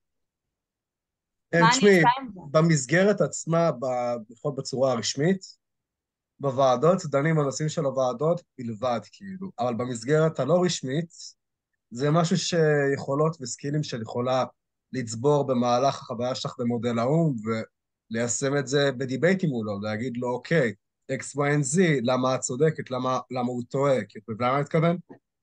כן, אבל בוועדה עצמה לא דנים על שום דבר אחר שהוא לא הוועדה עצמה. כן, זה רק דיבורים בתכלס, כאילו זה להכניס נגיד למאגר את יכולה לעשות את זה, זה לא אומר שזה לא אפשרי, כן? פשוט נגיד, לא יודע, בסושלים, בהפסקות, יש לזה זמן להשחיל את הדברים האלה, אבל בוועדות עצמו קצת יותר, זה חלק התחרותי יותר של מודל האו"ם. אני רוצה גם להוסיף לזה כמה מילים. חשוב להבין שמודל האו"ם זה דימוי מדויק של האו"ם. אנחנו מתנהלים כמו האו"ם, אנחנו מדברים כמו האו"ם, אנחנו מתלבשים כמו האו"ם, אנחנו עושים הכל כמו האו"ם. אחד הדברים היפים שאני אהבתי בעיקר במודל האו"ם, זה שאף פעם לא הצגתי את ישראל. הצגתי את אנגולה, הצגתי את לטביה, הצגתי את קולומביה, הצגתי מדינות שאין לי שום קשר בסיסי אליהן, למדתי עליהן, למדתי על השכנים שלהם, למדתי על הקשרים הפוליטיים דיפלומטיים שלהם, למדתי על הקשרים הפנימיים בתוך המדינה, וזה משהו שעוזר לי היום, בין אם זה בתפקיד שאני עושה מחוץ לנשיאות אמונה, ובין אם זה מעבר כאילו להמשך של גם מה שאני רוצה להיות, בין אם אני רוצה לעבוד כשגריר, בשגרירות, בקורס צוערים, whatever. אז אם אני הבנתי נכון את השאלה שלך, האם זה משפיע, הדיבורים שלנו במודל האו"ם? כן. באותו רגע אנחנו לא הולכים לשנות את העולם. אבל זה כן עוזר לנו לעתיד, לדעת לעשות את הסקירס האלה, וחשוב לי לציין שמורי באמת הנציגה הראשונה שלנו, שהיא לא עשתה מודל האו"ם לפני.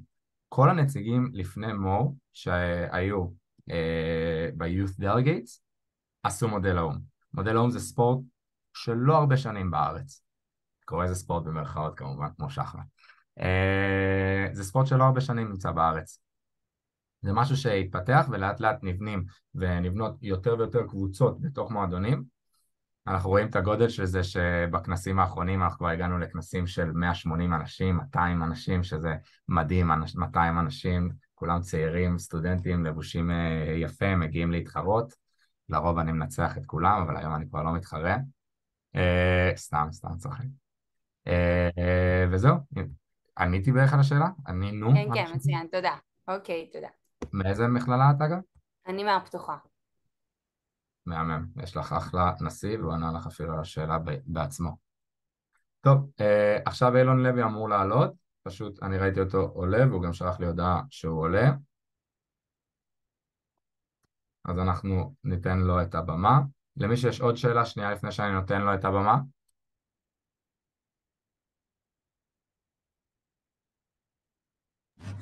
תודה, היה מרתק.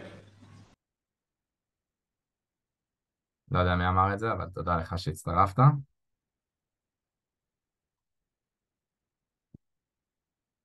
קפץ אילון לוי, עשיתי admit, one more minute while we fix the audio. אז אחד הדברים היפים באמת באילון לוי שהוא שומר על המקצועיות נטו שלו. אם מישהו עוקב אחריו באינסטגרם, לפני שבועיים היה לו 1,800 עוקבים או 2,000 עוקבים, והיום יש לו 25,000 עוקבים מכל העולם.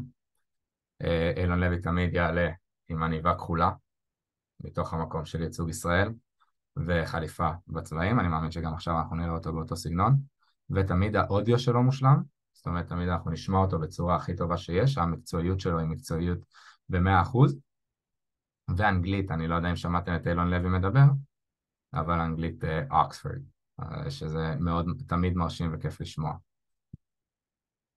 אז אני אקח דקה הפסקה, בכל מקרה הוא ממש אמור לעלות עכשיו, אז עניין של כמה שניות.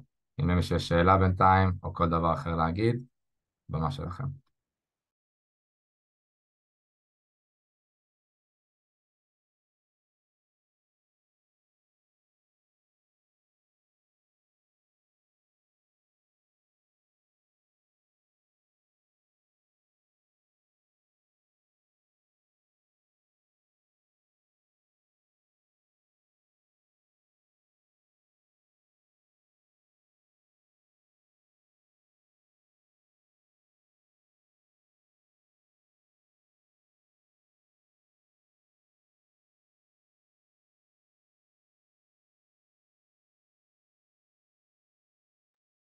אגב, חשוב לי להגיד רגע, אני לא חושב שמור אמרה את זה, אז אני רק יוסיף.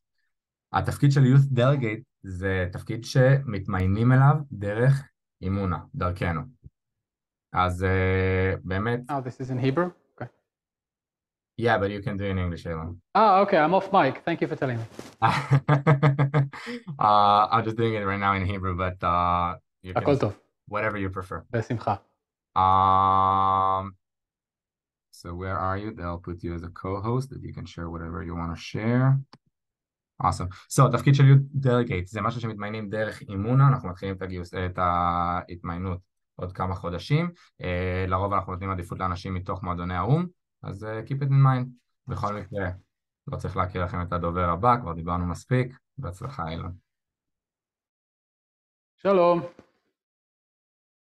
טוב, אני אילון לוי, מאז פרוץ המלחמה, שבוע אחרי פרוץ המלחמה, דובר מטעם ממשלת ישראל, טוויסט מוזר בסיפור שלי, אנחנו כולנו, כל המדינה התהפכה, וכל אחד מאיתנו מוצא את עצמו בעמדה מאוד מוזרה כרגע. אני אספר קצת על עצמי, ואז נפתח לשאלות, מה שתרצו לדעת. אני עליתי לארץ ב-2014. עליתי לארץ חצי שעה אחרי צוק איתן. המלחמה הסתיימה בשעה 7 בערב, המטוס שלי מלונדון נחת ב7:30, למחרת בבוקר תוך 12 שעות כבר התייצבתי בבקו"ם, באתי לעשות צבא אחרי תואר שני. אני זוכר את המבט המבולבל של המש"קית ששאלה אותי, אתה יודע שאתה לא חייב, אמרתי, באתי להתנדב. נולדתי וגדלתי באנגליה, להורים ישראלים, אז העברית היא לא מהאמבטיה אלא מהבית. נולדתי, גדלתי, הונחתי שם, עשיתי תואר ראשון בפילוסופיה, כלכלה ומדעי המדינה באוקספורד, מוכר לכולכם, רובם ככולכם, כפק"ם, פה שמלמדים בעברית. תואר שני עשיתי ביחסים בינלאומיים באוניברסיטת קיימברידג', את התזה שלי כתבתי על העלייה של היהודים ממדינות ערב בשנות ה-50 בתור סוגיה במדיניות החוץ של ישראל. הסתכלתי ספציפית על איך ישראל התמודדה עם הנרטיב של העלייה הגדולה ממדינות ערב, והשתמשה בנרטיב הזה בהתמודדות מול הטענות של הפלסטינים והפליטות הפלסטינית. משם עליתי לארץ ב-2014, שירתתי במתפ"ש. מתפ"ש זה מתאם פעולות הממשלה בשטחים, ואנחנו היינו בעצם הגורם המתכלל בין הקהילה הבינלאומית לבין הממשלה הישראלית לבין הרשות הפלסטינית, בכל הנוגע למדיניות האזרחית של ישראל, הן בגדה והן בעזה. אנחנו לגמרי היינו חלק מהקונספציה שהתנפצה לכולנו בפנים ב-7 באוקטובר, בניסיון לשקם את עזה אחרי המלחמה, להבין איך מכניסים לשם מלט, איך מכניסים לשם מים, איך מכניסים לשם חשמל. אני זוכר היטב את חנוכה בשנת 2014, שפספסתי הדלקת נרות, כי עבדתי על איזה מסמך מדיניות על השאלה של החשמל לעזה, ואיך מכניסים לשם אור וחשמל, וכמובן שהכישלון עוד יותר כואב בהינתן המאמץ שנעשה אז, באמת לתת לעזה עתיד יותר זוהר. אנחנו היינו בעצם נקודת הממשק בין הקהילה הבינלאומית, הממשל הישראלי והרשות הפלסטינית. אני הייתי עוזר של אלוף משנה, אז היו ימים שהתחלנו ברשות הפלסטינית ברמאללה לפגישות עם בכירי הרש"פ, לדבר על שיקום עזה. משם עלינו לירושלים לפגישות עם האוצר ומשרד החוץ. משם חוזרים לתל אביב, פגישות עם הצלב האדום והאום, ומקנחים את הערב בקוקטיילים אצל השגריר ההולנדי. אפשר להגיד שהשירות הצבאי שלי לא היה טיפוסי. משם התקדמתי לתקשורת, הגשתי את החדשות באנגלית ברשות השידור, עוד ז"ל, שעוד היה. משם עברתי לערוץ i24 ביפו, באנגלית, גם כמגיש חדשות. ואז בשנתיים האחרונות עבדתי אצל נשיא המדינה, אצל הרצוג, ליוויתי אותו בשנתיים הראשונות לכהונתו, בתור היועץ תקשורת בינלאומית שלו, עבדתי איתו כל הכתבות, כל הטורים שהוציאו בתקשורת הבינלאומית, ליוויתי אותו בכל הביקורים בארץ של בכירים שעלו לרגל לבית הנשיא. סיימתי שם את התפקיד לפני כחצי שנה, ועם פרוץ המלחמה, אנחנו כולנו נטשנו הכל, עזבנו הכל, והתגייסנו ונרתמנו למה שאפשר לעשות כדי לסייע למלחמה. יש אנשים שחילקו אוכל לקשישים, כאלה שתרמו גרביים לחיילים, ואני איכשהו מצאתי את עצמי במעמד שאני דובר מטעם הממשלה. עכשיו, סליחה שאני מתעכב, אני רצתי עכשיו מרעיון עם הטלוויזיה ההודית, נראה לי הרעיון ה-120 של המלחמה, זירת קרב עוינת בתקשורת הבינלאומית, לא עושים לנו הנחות בכלל, אבל אני מספיק חפרתי על עצמי, בואו תגידו לי מה אתם רוצים לדעת ונפתח פה שיחה.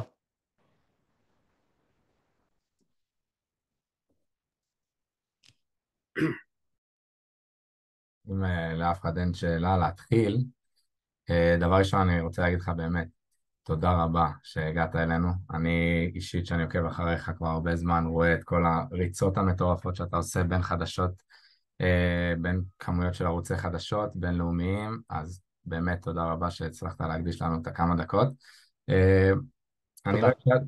אני לא אשאל בעצם, גם אמרתי לכולכם שהוא כנראה יעלה עם עניבה כחולה, הוא לא תמיד נראה מייצג ומיוצג. רציתי לשאול בעצם, אני לא אלך לכל המקום הזה של איך נהיים אלון לוי, איך מגיעים להסברה, אבל אם אנחנו רוצים לעשות הסברה, גם אם זה אצלנו, זאת אומרת, אין לנו עשרות אלפי עוקבים, אני מאמין שאנחנו עובדים על מאות או אלפים של עוקבים, באינסטגרמים האישיים שלנו, ורוב הקהילה שלנו היא לא בינלאומית, איך אתה בעצם מייעץ לעשות הסברה נכונה, הסברה ממוקדת אולי אני אשאל? קודם כל, אתה בונה מוצר, גם אני התחלתי את המלחמה הזאת עם חשבון טוויטר לא מבוטל, בכל זאת בערך 25,000 עוקבים, אבל במהלך המלחמה זה קפץ ל-90,000, כי אני מוציא המון חומר. יכול להגיד שבימים הראשונים למלחמה, כשאני הייתי פשוט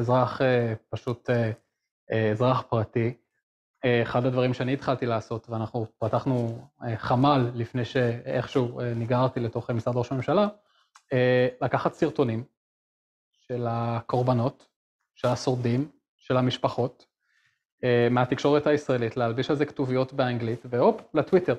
והרעיונות האלה קיבלו מיליוני חשיפות, בזכות הקטעים האלה, שממש צ'יק צ'ק בטלפון להלביש כתוביות, סיפורים מערוץ 12, פתאום יש ג'ייק טאפר ב-CNN שמתעניין בסיפור ספציפי, כי הוא ראה את זה בטוויטר שלי. אז לנו בתור אזרחים פרטיים יש המון המון המון כוח, כי ברגע שהמידע יוצא בטוויטר ומתחילים להדהד אותו, הוא רץ קדימה וזה לא משנה באמת מאיפה זה בא. ואני חושב שזה באמת אחד הדברים הכי חשובים, זה הסיפורים האישיים. אני עולה לשידור, אני צריך להציג את העמדה של הממשלה, את ה-talking points, אבל מה שבאמת באמת מעניין, מה שבאמת קורה הלב, זה הסיפורים של האנשים שהמשפחות שלהם נחטפו לתוך עזה. מצב בלתי נסבל, בלתי יאומן, של השורדים מהמסיבה ברעים, של הקיבוצים. זה משהו שמאוד מאוד מאוד מדבר. אם אתם מדברים על הסברה בצורה יותר רחבה, אני יכול להגיד שההכשרה הכי טובה שהייתה לי לקראת התפקיד הזה, זה לא היה עבודה שלי עם הנשיא, ולא עבודה בתור מגיש חדשות, אלא 8 שנים בתיכון ובאוניברסיטה שהייתי פעיל מאוד בעולם הדיבייט. אני לא יודע כמה מכם מעורבים עם ליגת הדיבייט הישראלית, שהיא באמת אלופת עולם, וזה מטורף ולגמרי פסיכי מה שישראלים מצליחים לעשות באירופה ובכל העולם בדיבייט. אומרים שישראלים לא יודעים להתווכח ומתלהמים מהר, אבל דווקא ישראלים הם אלופים בדיבייט. עשיתי גם הרבה חברים מהתחרויות שאני הייתי מגיע מאנגליה, פגשתי המון ישראלים, וזו באמת ההכשרה הכי טובה, כי אתה פשוט לומד לחשוב, to think on your feet, כמו שאומרים, לשלוף טענה, פיסת מידע, לדעת איך להשתמש בזה ולחשוב ככה, טק, טק, טק, טק, טק, טק, טק. כשאני מוצא את עצמי ברעיונות טלוויזיה, אז באמת כמו שאני נמצא, אני חוזר לימי כסטודנט בליגת הדיבייט. אז כמובן, תמשיכו לעשות את כל העבודה במודל United Nations, זה מאוד חשוב, גם אני הייתי מעורב בזה בחיים הסטודנטליים, אבל באמת הייתי ממליץ. לצערי, זו לא תהיה המלחמה האחרונה שלנו, בואו, אנחנו נגרר לעוד עימותים, לצערי.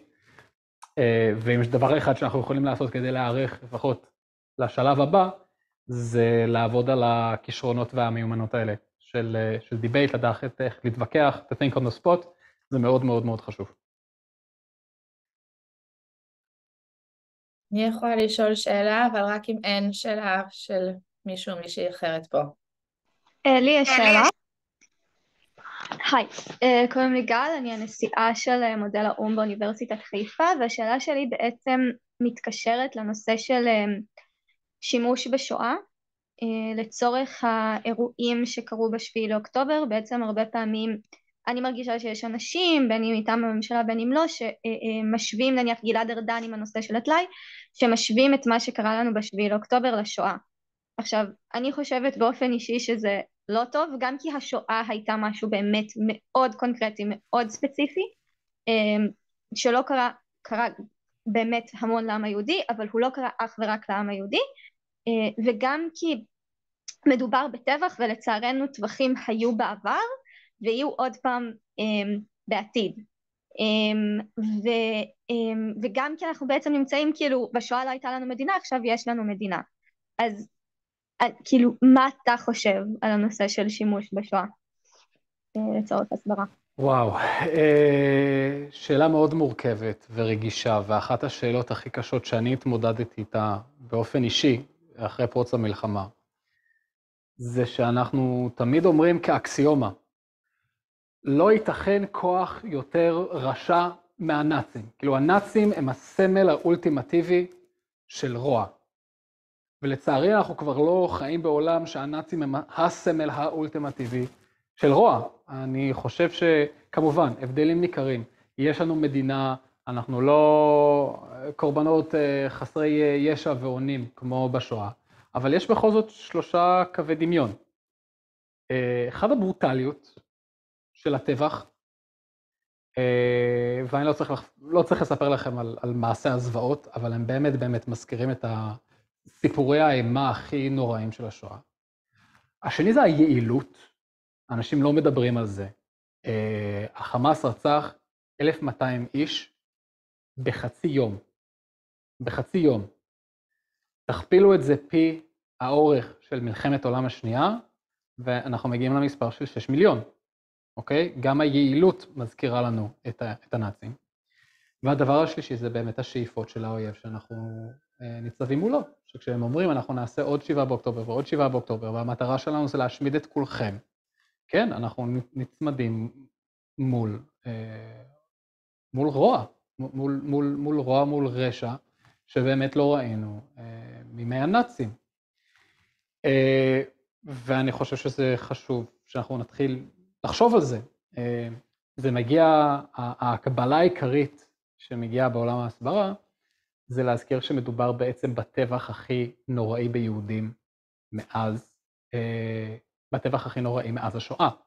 היהודים לא איבדו מספר כזה של אנשים, בטח לא באלימות כל כך מזעזעת, מאז ימי השואה, וזה התבצע על ידי ארגון אכזרי, שאומר שהוא רוצה לעשות את זה שוב ושוב ושוב ושוב ושוב, עד שכל אחד מאיתנו יירצח. וכמובן שזה נושא מאוד רגיש, כי אנחנו כל כך הרבה שנים אומרים, אי אפשר להשוות, אי אפשר להשוות, אין להשוות לנאצים.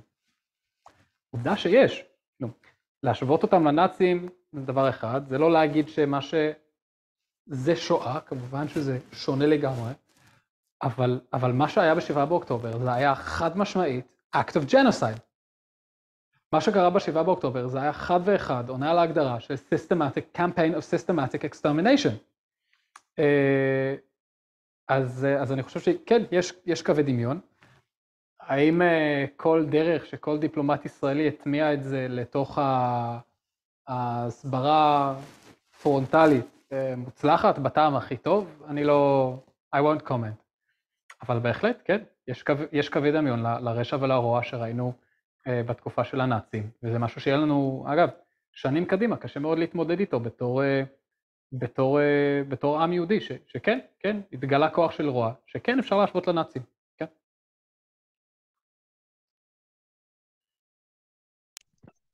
היי, אני גם אשמח לשאול, לי קוראים נועה, אני בת 21, אני סטודנטית לפק"מ בפתוחה. בימים אלה אני יוזמת מסע הסברה לקמפוסים בארצות הברית, במטרה ממש להגיע לסטודנטים כמוני, ולשבת איתם ככה לשיחות רגועות, לנהל דיבייט, ולייצר בעצם איזה משהו הסברתי שקצת יגרום להם להתעורר, ולא להישאב לכל הערוצי תקשורת שבאמת לא תמיד בעדינו. רציתי לשמוע ממך בתור, אנחנו כמות יהודים בעולם היא משהו כמו בקושי 0.5% לעומת, לדוגמה, האסלאם, או התמיכה בישראל לעומת תמיכה לא בישראל, והאנטישמיות שרק הולכת וגדלה. נכון, אנחנו אפילו לא טעות סטטיסטית בדמוגרפיה העולמית. אז רציתי רק לשמוע ממך על דווקא משהו, איזה מכשול שעברת, איזו התקלה מרשת תקשורת כזו או אחרת, איזו שיחה קשה שהייתה לך מבחינת הסברה, שפתאום קצת גרמה לך להסס, אולי קצת לשתוק ולא לדעת מה לענות. אני אשמח לדעת כזה גם על איזה צד משהו יותר קשה שעברת, כי אני מניחה שלא הכל. תראה, בתקשורת שואלים שאלות קשות, אוקיי? לפעמים פשוט שאלות מוזרות שמתקילות אותי. היה לי שלשום ראיון עם ה-BBC ואמרו, אילון, איך אתה מסביר את הפער בין מה שדוץ צייץ לבין הכתבה ב-BBC?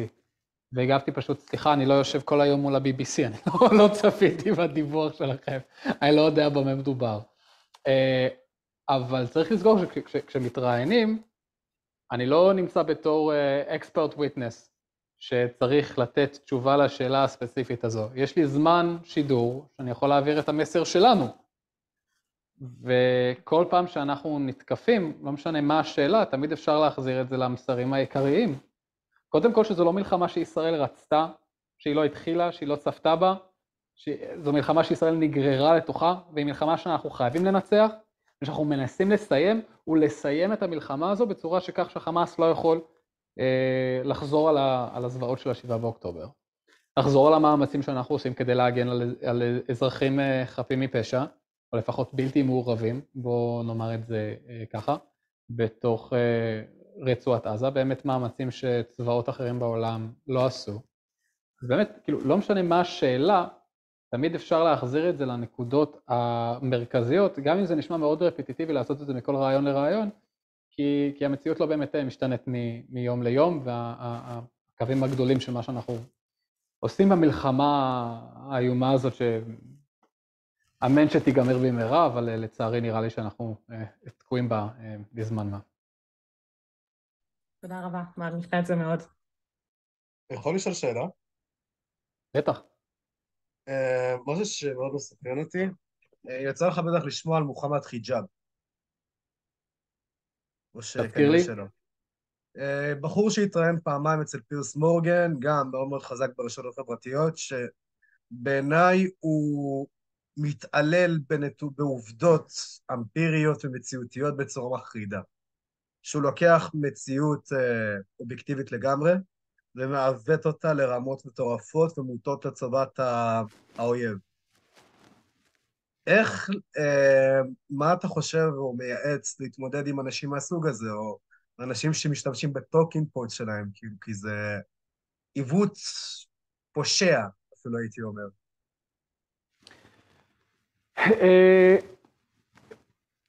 קודם כל, אני לא מכיר את הבחור הספציפי הזה. רגע, סליחה שקודם כל, מה שאני צריך לראות את בסם יוסוף, נגיד. תראה, הגישה שלי להסברה היא כזו. אני לוקח השראה מתפיסת הביטחון של דוד בן גוריון. דוד בן גוריון אמר, אנחנו אף פעם לא יכולים להילחם על אדמת ישראל, הגבולות שלנו צרים מדי, אין לנו עומק אסטרטגי, המלחמה תמיד צריכה להיות בשטח האויב. אני חושב שזה לקח חשוב מאוד ליישם גם בהסברה. בעיה לפעמים עם ההסברה, שאנחנו נמצאים בעמדת מגננה. לא עשינו ככה, כן עשינו ככה, ואנחנו מנסים להצדיק את עצמנו, כאילו, ואנחנו יוצאים מתוך נקודת הנחה שתוקפים אותנו, אז אנחנו מתגוננים. התפיסה שלי היא לתקוף, לתקוף, לתקוף. אנחנו לא אלה שחייבים לכם תשובות. ארגון הבריאות העולמי, שאנחנו לפני 40 ימים התחננו מהם לסייע בפינוי התושבים מצפון עזה, והם 40 ימים סירבו לעזור, עד שעכשיו סוף סוף הם הסכימו לבקשה של הצבא לעזור בפינוי של התושבים מצפון עזה, ועכשיו מבקשים מהצבא ליישם את הפינוי הזה בתנאי מלחמה, הם אשמים. ואני עולה לשידורים, אני אומר, the World Health Organization is complicit, and we hold it culpable for the loss of civilian life as a result of its gross negligence. למה אנחנו 40 ימים מתחננים שהם יעשו את העבודה שלהם ויעזרו לאזרחים להתפנות, ואז אנחנו מותקפים, כאילו אנחנו לא בסדר, אנחנו כבר חודש מתחננים שהם יוציאו את התינוקות האלה מאזורי הסכנה. ועכשיו אנחנו צריכים לעשות את זה תחת לחץ ותחת אש. אז אני חושב שחשוב מאוד תמיד לנסות להעביר את הוויכוח, לא רק להיות, לא רגע, אתה טועה, זה לא מספר הזה, זה הנתון הזה, וזה לא היה שם, זה היה שם, זה להסתכל על התמונה יותר רחבה ולהגיד, אנחנו יודעים שאנחנו צודקים. אנחנו יודעים שהצדק עימנו, אנחנו יודעים שההיסטוריה עימנו, שהמוסר עימנו, שהחוק הבינלאומי לגמרי עימנו. ואני יוצא למתקפה ואני אומר, כן, הדין הבינלאומי הוא מאוד חשוב. Hospitals must be protected, ואני משתמש בזה כדי לתקוף את הצד השני ולתקוף את הארגונים הבינלאומיים, שפשוט ההתנהגות שלהם זוועתית ברמה שאין לתאר במלחמה הזאת, ואפשר לפתוח את הדיון הזה בצורה שהם פשוט נשאבו לתוך מכונת הפרופגנדה, של החמאס ושל הפלסטינים, ואפשר לפתוח את הדיון הזה. אז אני חושב שזה חשוב מאוד, אף פעם לא להיות בעמדה שאנחנו אומרים, לא רגע, טוב, בוא תן לי לתקן את הרקורד שלך, כי אחרת הם ינצחו. זה לצאת למתקפה, אנחנו לא אלה שחייבים לכם תשובות. אנחנו יודעים שאנחנו נלחמים במלחמה הכי מוסרית בעולם. אתם חייבים לנו תשובות, אתם אשמים. יש לי שאלה. עכשיו, אתה אומר שכל הזמן צריך לצאת למתקפה לאור כל מה שקרה. עכשיו, אני אישית יוצא לי לראות בהרבה, אם זה ב-CNN, באינסטגרם, שגם אם מעלים תכנים שהם בעדינו, עדיין התגובות אומרים או שזה הפייק, או שזה עדיין אין לנו אפשרות לעשות מה שזה עושים. בלי סוף, זה פייק, זה AI, זה מומצא, זה כן. עכשיו, לי אישית היה סרטון שהיה ממש מבאס לראות ברשת, שה-CNN פרסמו סרטון של שני לוק שהיא רוקדת, וראיתי תגובות שהם אמרו, עכשיו היא מתה שמה, כאילו ממש זה סוג של זלזול, וזה פשוט מבאס לראות שזה הסיטואציה, כי שוב פעם, אני ואתה יודעים שזה לא האמת שמשקפת את מה שבאמת קורה.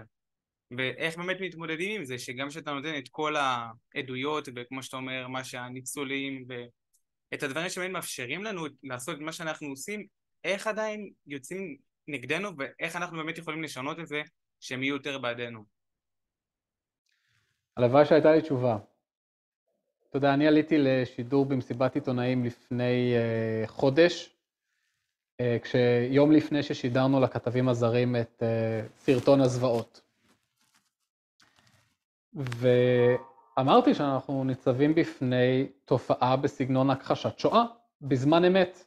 על Holocaust denial-like phenomenon involving in real time. הסרטון הזה אגב קיבל למעלה מ6.5 מיליון חשיפות בטוויטר, שזה מטורף. כן, אנחנו רואים אנשים ממש באותו סגנון מחשבה של הכחשת שואה, זה לא קרה, אבל זה היה צריך לקרות, ואם זה קרה אז מגיע להם, וזה פייק, והם המציאו את זה, וכאילו אשכרה רואים הכחשה בסגנון של אין מצב שכל כך הרבה יהודים נכנסו למשרפות האלה, כאילו. אני לא יודע מה עושים עם זה, כאילו זה להתמודד עם אותה תופעה של הכחשת שואה, אנחנו לצערי מתמודדים עם אנטישמיות מאוד עמוקה בתודעה ותרבות של הרבה אנשים. אני לא חושב שאנחנו צריכים לקחת את המלחמה לשם, אנחנו צריכים לקחת את המלחמה לארגונים הבינלאומיים, לתקשורת, ל-Human Rights Industry, באמת ההתנהגות שלהם מתחת לכל ביקורת, ואותם להעמיד במקום, כי מהם אפשר בכל זאת לשאוף לסטנדרטים יותר גבוהים שהם מציבים לעצמם. אבל מה אפשר לעשות מול ההמון האנטישמי שמתכחש לזוועות בסגנון השואה? באמת שהלוואי שיהיו לי תשובות. אני חושב שלאור כל מה שקורה כרגע בעולם, זה כן נותן סוג של... רואים שבאמת ישראל היא כן לא כל כך... היא לא אשמה במה שקרה, ובאמת ישראל היא יותר הגונה ובסדר, כי כמו שהיה סרטון שהם הורידו את הדגל של ה-UN בארצות הברית וגם את הדגל, אז זה יכול להראות לאנשים שדווקא אנחנו כן כאילו יותר אכפת לנו אם זה מהפלסטינים, ושכן אנחנו רוצים שיהיה בסופו של דבר, אנחנו לא מזלזלים בחיי אדם. כן. תראה, כשהטבח הזה פרץ, אנחנו קיבלנו המון סולידריות בינלאומית. כאילו אתם עדיין זוכרים כמה בנייני פרלמנט וכולי הדליקו בצבאי ישראל. זה היה רגע מאוד מרגש. הרבה מנהיגים שאמרו שלישראל לא רק זכות, אלא חובה להגן על עצמה, שישראל חייבת לנצח במלחמה הזאת, שהמלחמה הזאת חייבת להסתיים עם חיסול החמאס, כך אמר גם ג'ו ביידן בטור בוושינגטון פוסט. אבל מה לעשות? ככל שיוצאות יותר תמונות מעזה, הסיפור מתקדם, ולפעמים אני מוצא את עצמי ברעיונות שאני 10 דקות יושב, מחכה לעלות לשידור, מקשיב לכתבה שלהם, ואין אזכור אחד של הטבח של 7 באוקטובר. וזה כמו לדבר על הפלישה לאפגניסטן, בלי להזכיר את 9/11. בעולם הם לא מבינים שעבורנו בישראל אנחנו עדיין חיים, כאילו התאריך בישראל זה עדיין 7 באוקטובר.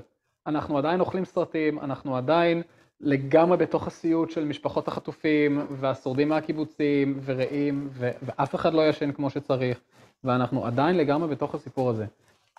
ואני חושב שחשוב מאוד בכל רעיון, בכל הזדמנות, להזכיר את ההקשר הזה, להזכיר את ההקשר של 7 באוקטובר, שזה לא, כמו איך אמר גוטרש, it wasn't born in a vacuum, שזה אחרי 20 שנה שהחמאס יורה עשרות אלפי טילים על ישראל.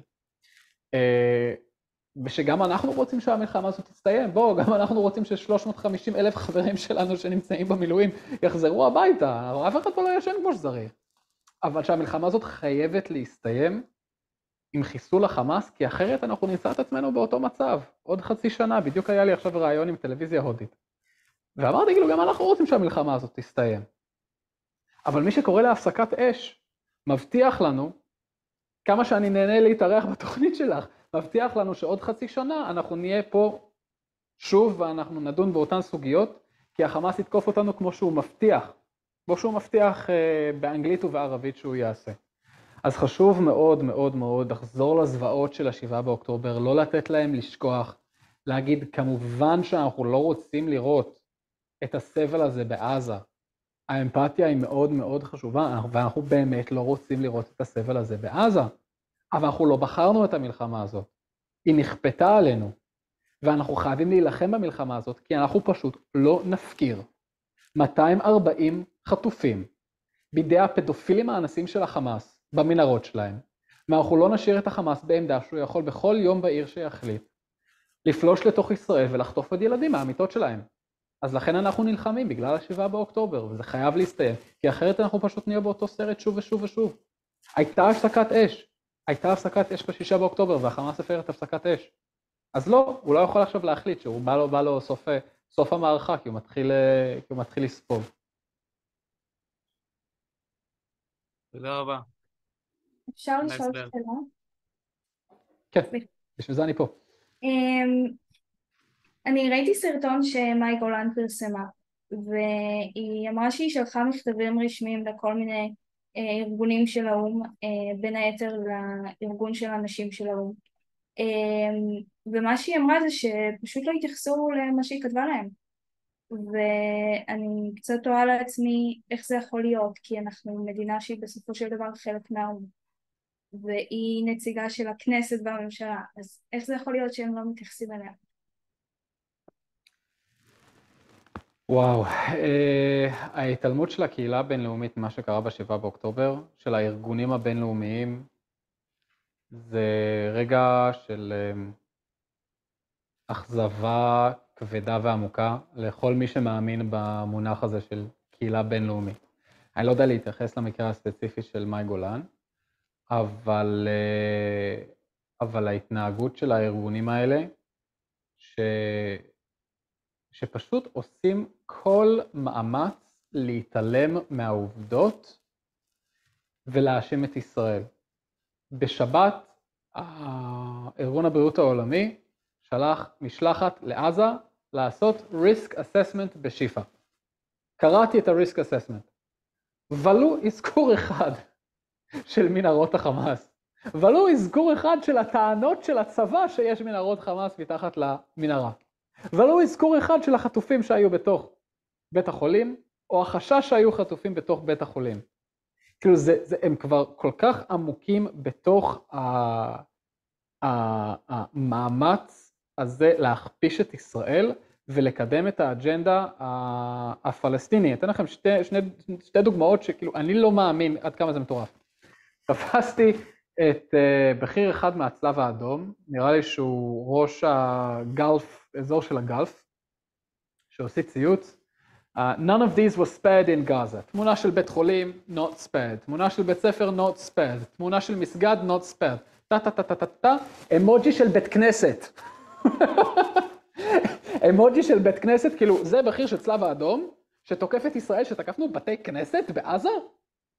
היה סרטון של גם ארגון הבריאות העולמי, שרואים כאילו אנימציה, זה היה כאילו בעד הילדים בעזה, אנימציה של עזה לפני המלחמה ועזה אחרי המלחמה. ועזה שלפני המלחמה, אתה רואה נוף של עיר עם בניינים ומגדלים, ודובים ענקי, like giant teddy bears. ואז בפריים השני רואים שכאילו מטוס ישראלי בא ותוקף את הג'יינט טדי בר בעזה. כאילו, ארגון הבריאות העולמי, שלא נדבר על אונר"א, שזה בכלל זרוע של החמאס ושל התנועה הלאומנית הפלסטינית, פשוט עושים פרופגנדה לחמאס, וזה מאוד מאוד מאוד מתסכל, ואחד הדברים שאני מנסה להזכיר בכל הרעיונות, זה להגיד לאנשים, כאילו, כמובן שאנחנו אוכלים מזה, כמובן שאנחנו סובלים בזה שהמוסדות האלה פשוט לא עושים את העבודה שלהם, אבל כאילו, האם אתם באנגליה, בארצות הברית, מבינים כמה המוסדות האלה לא מועילים לכם? כי הם בכל זאת רצים להגיד, האו"ם אמר, האו"ם זה אונר"א, אונר"א זה מתבסס על נתוני החמאס, אונר"א זה ארגון של החמאס, אבל ברגע שיש לזה את הגושפנקה, האו"ם אמר, הנציב העליון של האו"ם אמר, הם מתייחסים לזה כאילו זה תורה מסיני. אז כן, אני חושב שמה שאנחנו חווים עכשיו זה בהחלט רגע של התפכחות, להבין את עומק העוינות, שאפילו אחרי השעה הכי חשוכה בתולדות עם ישראל מאז השואה, האו"ם לא הצליח את החמאס, לא דרש את החזרת החטופים, וכמו שצייצתי, העצרת הכללית העבירה את ההצעה הזו לפני 3-4 שבועות, שקרא להפסקת אש, גם כשישראל חטפה את אייכמן בארגנטינה, האו"ם גינה. האו"ם היה נגד התקיפה שלנו בכור הגרעיני של סדאם חוסיין, ונגד אנטבה, ועוד הרבה הרבה הרבה דברים שאנחנו מאוד גאים בהם, והעולם כבר יודע להודות לנו. אז כן, בהחלט אכזבה מאוד מאוד מאוד עמוקה מהעומק של ה-complicity של הארגונים האלה עם מנגנון ההשמדה של החמאס. נשמח גם לשאול. שאגב, זה לא מפתיע, כי כמו שאמרתם לפני כן, אנחנו 0.000 של האוכלוסייה של העולם. אז אם אנחנו עומדים מול 20 מדינות ערביות, 50 מדינות מוסלמיות שלא אוהבות אותנו, אתה מבין את העוינות שאנחנו נמצאים סביב מולה? היה ראיון עוד בתחילת המלחמה של יונית לוי, עם אחד מהערוץ התקשורת הזרים, שהיא דיברה על הסטופ-וואץ' שיש נגד ישראל בהסברה הבינלאומית. אז כן. מעניין אותי איך... זה היה מהפודקאסט שלה עם ג'ונתן פרידלנד? כן, כן. כן, כן, כן. אני אשמח לדעת, אתה אולי אחד מהמוסמכים יותר לדבר על זה, איך אתה מרגיש את הסטופ-וואץ' הזה בא על ידי ביטוי, אם בכלל, כאילו יכול להיות שהמצב עכשיו שונה, מן הסתם יש הרבה יותר תמיכה עכשיו, אבל אתה מרגיש משהו מתחילת המסעות הסברה שלך עד היום שנשחק טיפה? קודם כל, בעלות הברית שלנו לגמרי איתנו. ואתה צריך רק לקרוא את הטור של ביידן בוושינגטון פוסט אתמול, שהוא אמר, אנחנו עומדים shoulder to shoulder עם עם ישראל, והמשימה שלהם להשמיד את החמאס. המלחמה הזאת חייבת להסתיים עם ההשמדה של החמאס. כמובן שהתמונות שיוצאות מעזה, ואני גם מרבה להזכיר לכתבים, אין free press בעזה, אין כזה דבר freelance journalist בעזה. הם כולם או משת"פים של החמאס, או שהם פועלים בצל של החמאס ומפחדים מהחמאס, אבל אין לך, זה משטר אוטוקרטי, אין free press. בעלות הברית איתנו, כמובן שהתמונות שיוצאות מעזה מייצרות לחץ בתוך המדינות האלה, to do something, ולקרוא להפסקת אש, והם לא. ארצות הברית איתנו, בריטניה איתנו, בעלות הברית הגדולות שלנו עדיין איתנו, ומבינות שהמלחמה הזאת חייבת להסתיים עם ההשמדה של החמאס. אחד הדברים שאני נוטה להזכיר, זה ההשוואה לדאעש. כי המעשים של חמאס, לא רק שהם היו יותר מזעזעים מדאעש, אני מרבה להזכיר שלפני כמעט עשור, 86 מדינות איחדו כוחות כדי להשמיד את דאעש ולמנוע ממנו אחיזה טריטוריאלית בסוריה ובעיראק. והם פשוט השמידו את רקה ומוסול. לפני 10 שנים העולם הנאור והלא נאור קיבלו החלטה שארגון רצחני כזה לא יכול לאחוז בשטח כדי לפגוע באזרחים שלהם, והם היו בכלל בצד השני של הגלובוס. אנחנו נעשה לחמאס מה שאתם עשיתם לדאעש, אנחנו למדנו מכם, אתם ההשראה שלנו, כי לנו מגיע הביטחון לא פחות מכם, ואתם כולכם ישנים יותר טוב במיטה שלכם בזכות מה שאתם עשיתם. ואנחנו הולכים מעל ומעבר למה שאתם עשיתם כדי להגן על אזרחים. כי החיילים שלנו שנמצאים עכשיו בעזה ומגנים על ה-humanitarian corridor, יש להם עכשיו חמאס שיורים עליהם RPGs, בזמן שהם מנסים להבטיח את הפלסטינים שהם יצאו. ואני אומר את זה בהרבה רעיונות. אני לא זוכר ב-2014 שהיו חיילים בריטים במוסול ורקה שהגנו על סורים ועיראקים חפים מפשע כדי לפנות אותם מבתי חולים בזמן שדאעש ירו עליהם RPGs. הם עשו הכל מהאוויר. אז אצלנו זה הרבה יותר מיידי, ואנחנו גם עושים הרבה הרבה הרבה מעבר ממה שאתם עשיתם כדי להגן על האזרחים של הצד השני, מפני הרצון של המנהיגים הרצחניים שלהם, לגרום לכמה שיותר קורבנות בצד שלהם. אני חושב שזו השוואה מאוד מאוד מאוד חשובה. אילון, אני רוצה לשאול שאלה, שמי אדם, אני עורך של עומרי. בימים הראשונים ההסברה הישראלית לא הייתה קיימת, הרשמית, והיו כמה צייצנים, כמה שחקנים, כמו אלה קינן ויוסף חדד, שעד היום דרך אגב הם מאוד פעילים, ועשו את זה בצורה מעוררת התפעלות אל מול השתיקה של הממשלה. השאלה שאתה נכנס, אחד, איזה מערך אתה מוצא, האם אתה מוצא בכלל מערך או שאתה מקים את הכל מאפס, שתיים, איזה מערך הקמת? זאת האם זה בסוף אתה, כי אתה מסבירן מעולה ואני רושם כל מילה שאתה אומר כדי לחזור עליה אחר כך, אבל האם יש מערך באמת? ושלוש, האם אתה משתמש באנשים כמו אלה קינן, שדרך אגב בשלב מסוים משבעה לאמצעים ואמרה חבר'ה תעזרו לי, אני אמשיך לעשות, תנו לי משרד, אני לא יודע, היא ביקשה משהו דל מאוד כדי להמשיך במאמצים המצוינים שלה. תראה, קודם כל, כמו הרבה אנשים ב7 באוקטובר, אני נשאבתי לתוך החלל הריק, איפה שהמדינה לא הייתה קיימת. ראש הממשלה לא מינה דובר לתקשורת הבינלאומית לפני פרוץ המלחמה. המלחמה הזו התחילה כאשר לראש הממשלה לא היה דובר לתקשורת הבינלאומית. אנחנו עכשיו צוות של 3. אני מתראיין, מרק רגב, שהוא נמצא עם ראש הממשלה כמעט, נמצא שם בעצם מתקופת אולמרט, הוא היה גם השגריר בבריטניה. טל היינריך, כתבת שהיא עכשיו חזרה לארצות הברית לעשות את כל ערוצי הפריים טיים שם. ואנחנו עובדים פה גם עם צוות של הרבה מתנדבים שהתגייסו למען ההסברה הישראלית והקימו פה בעצם מאפס מערך תקשורת בינלאומית של משרד ראש הממשלה.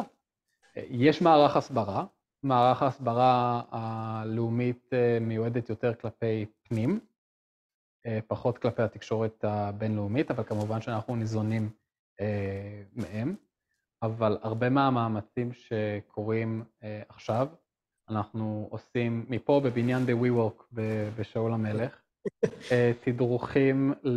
תדרוכים במספר שפות, עם הרבה מתנדבים, שכמו כולם פשוט עזבו הכל ובאו להתגייס, ואם יש אנשים שרוצים לסייע ולהתנדב, במיוחד אם יש לכם ידע בעריכת וידאו וכו', זה מאוד מאוד מאוד יסייע לנו. באמת, יש כל כך הרבה דברים שהיינו רוצים לעשות, וזה עניין של משאבי אנוש, כדי להוציא דברים החוצה. אתה יודע, אני רק השבוע מצאתי מישהי שתעזור לי לשים כתוביות על הרעיונות, וזה עוזר לי בעצם לחתוך כל רעיון, לקחת כל שאלה, לקליפ של חצי דקה, דקה וחצי, ואז להעיף את זה בטוויטר, באינסטגרם, בטלגרם, ואני אבקש מכם גם לשתף את הפרטים האלה שתוכלו גם כולכם לעקוב, בתקווה שאנחנו פשוט נפציץ את הרשת בכמה שיותר תוכן.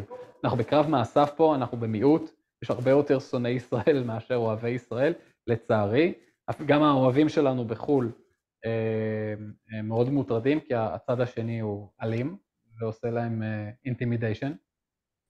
אז אנחנו חייבים פשוט לאחד כוחות, להפציץ את הרשת בכמה שיותר מידע, כמה שיותר תוכן, ולנסות לנצח את משחק המשחקים. אז מי שרוצה לבוא להתנדב, נשמח. איך יוצרים קשר אם יש לנו אנשים שכן רוצים לבוא להתנדב? בואו נשלח למי שארגן את האירוע הזה מספר טלפון, ותוכלו לפנות אליהם, אנחנו מאוד נשמח. אוקיי?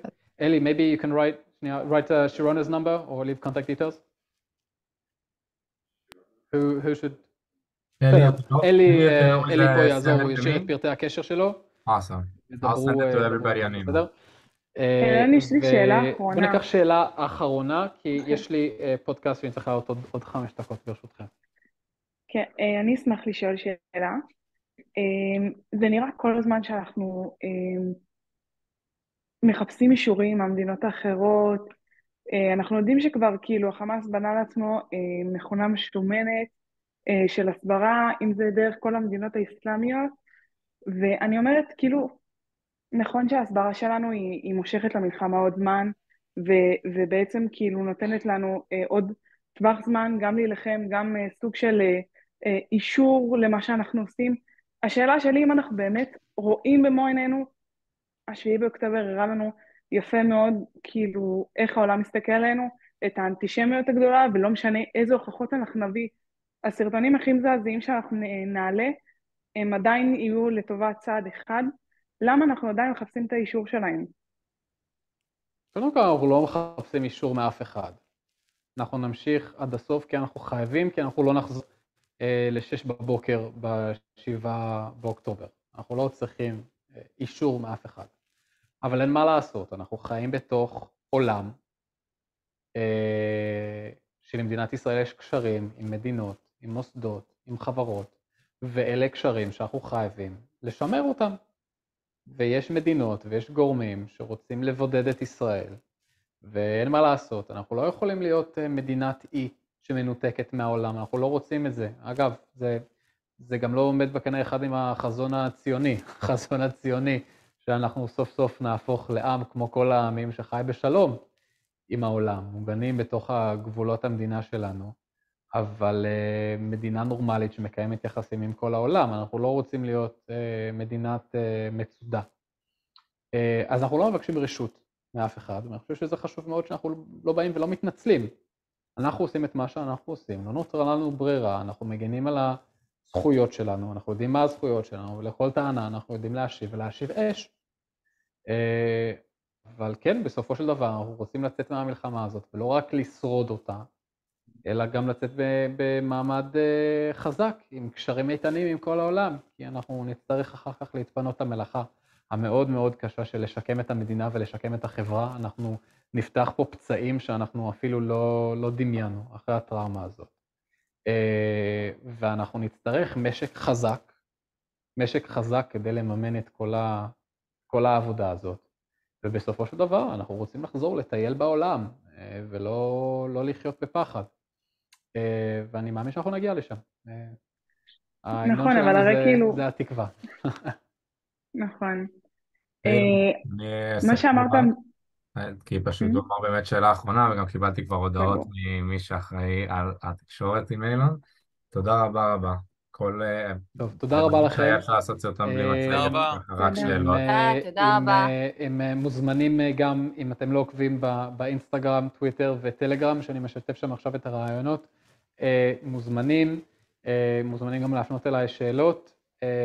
לא מבטיח שאני אצליח לענות לכולם, אני באמת נדהם שמוצף בכל כך הרבה הודעות, ושמח שזה גם יותר הודעות תמיכה מאשר איומי מוות בימים האחרונים, אבל אני אשתדל לחזור לכם, ויאללה, ביחד ננצח, אחר כך נתווכח.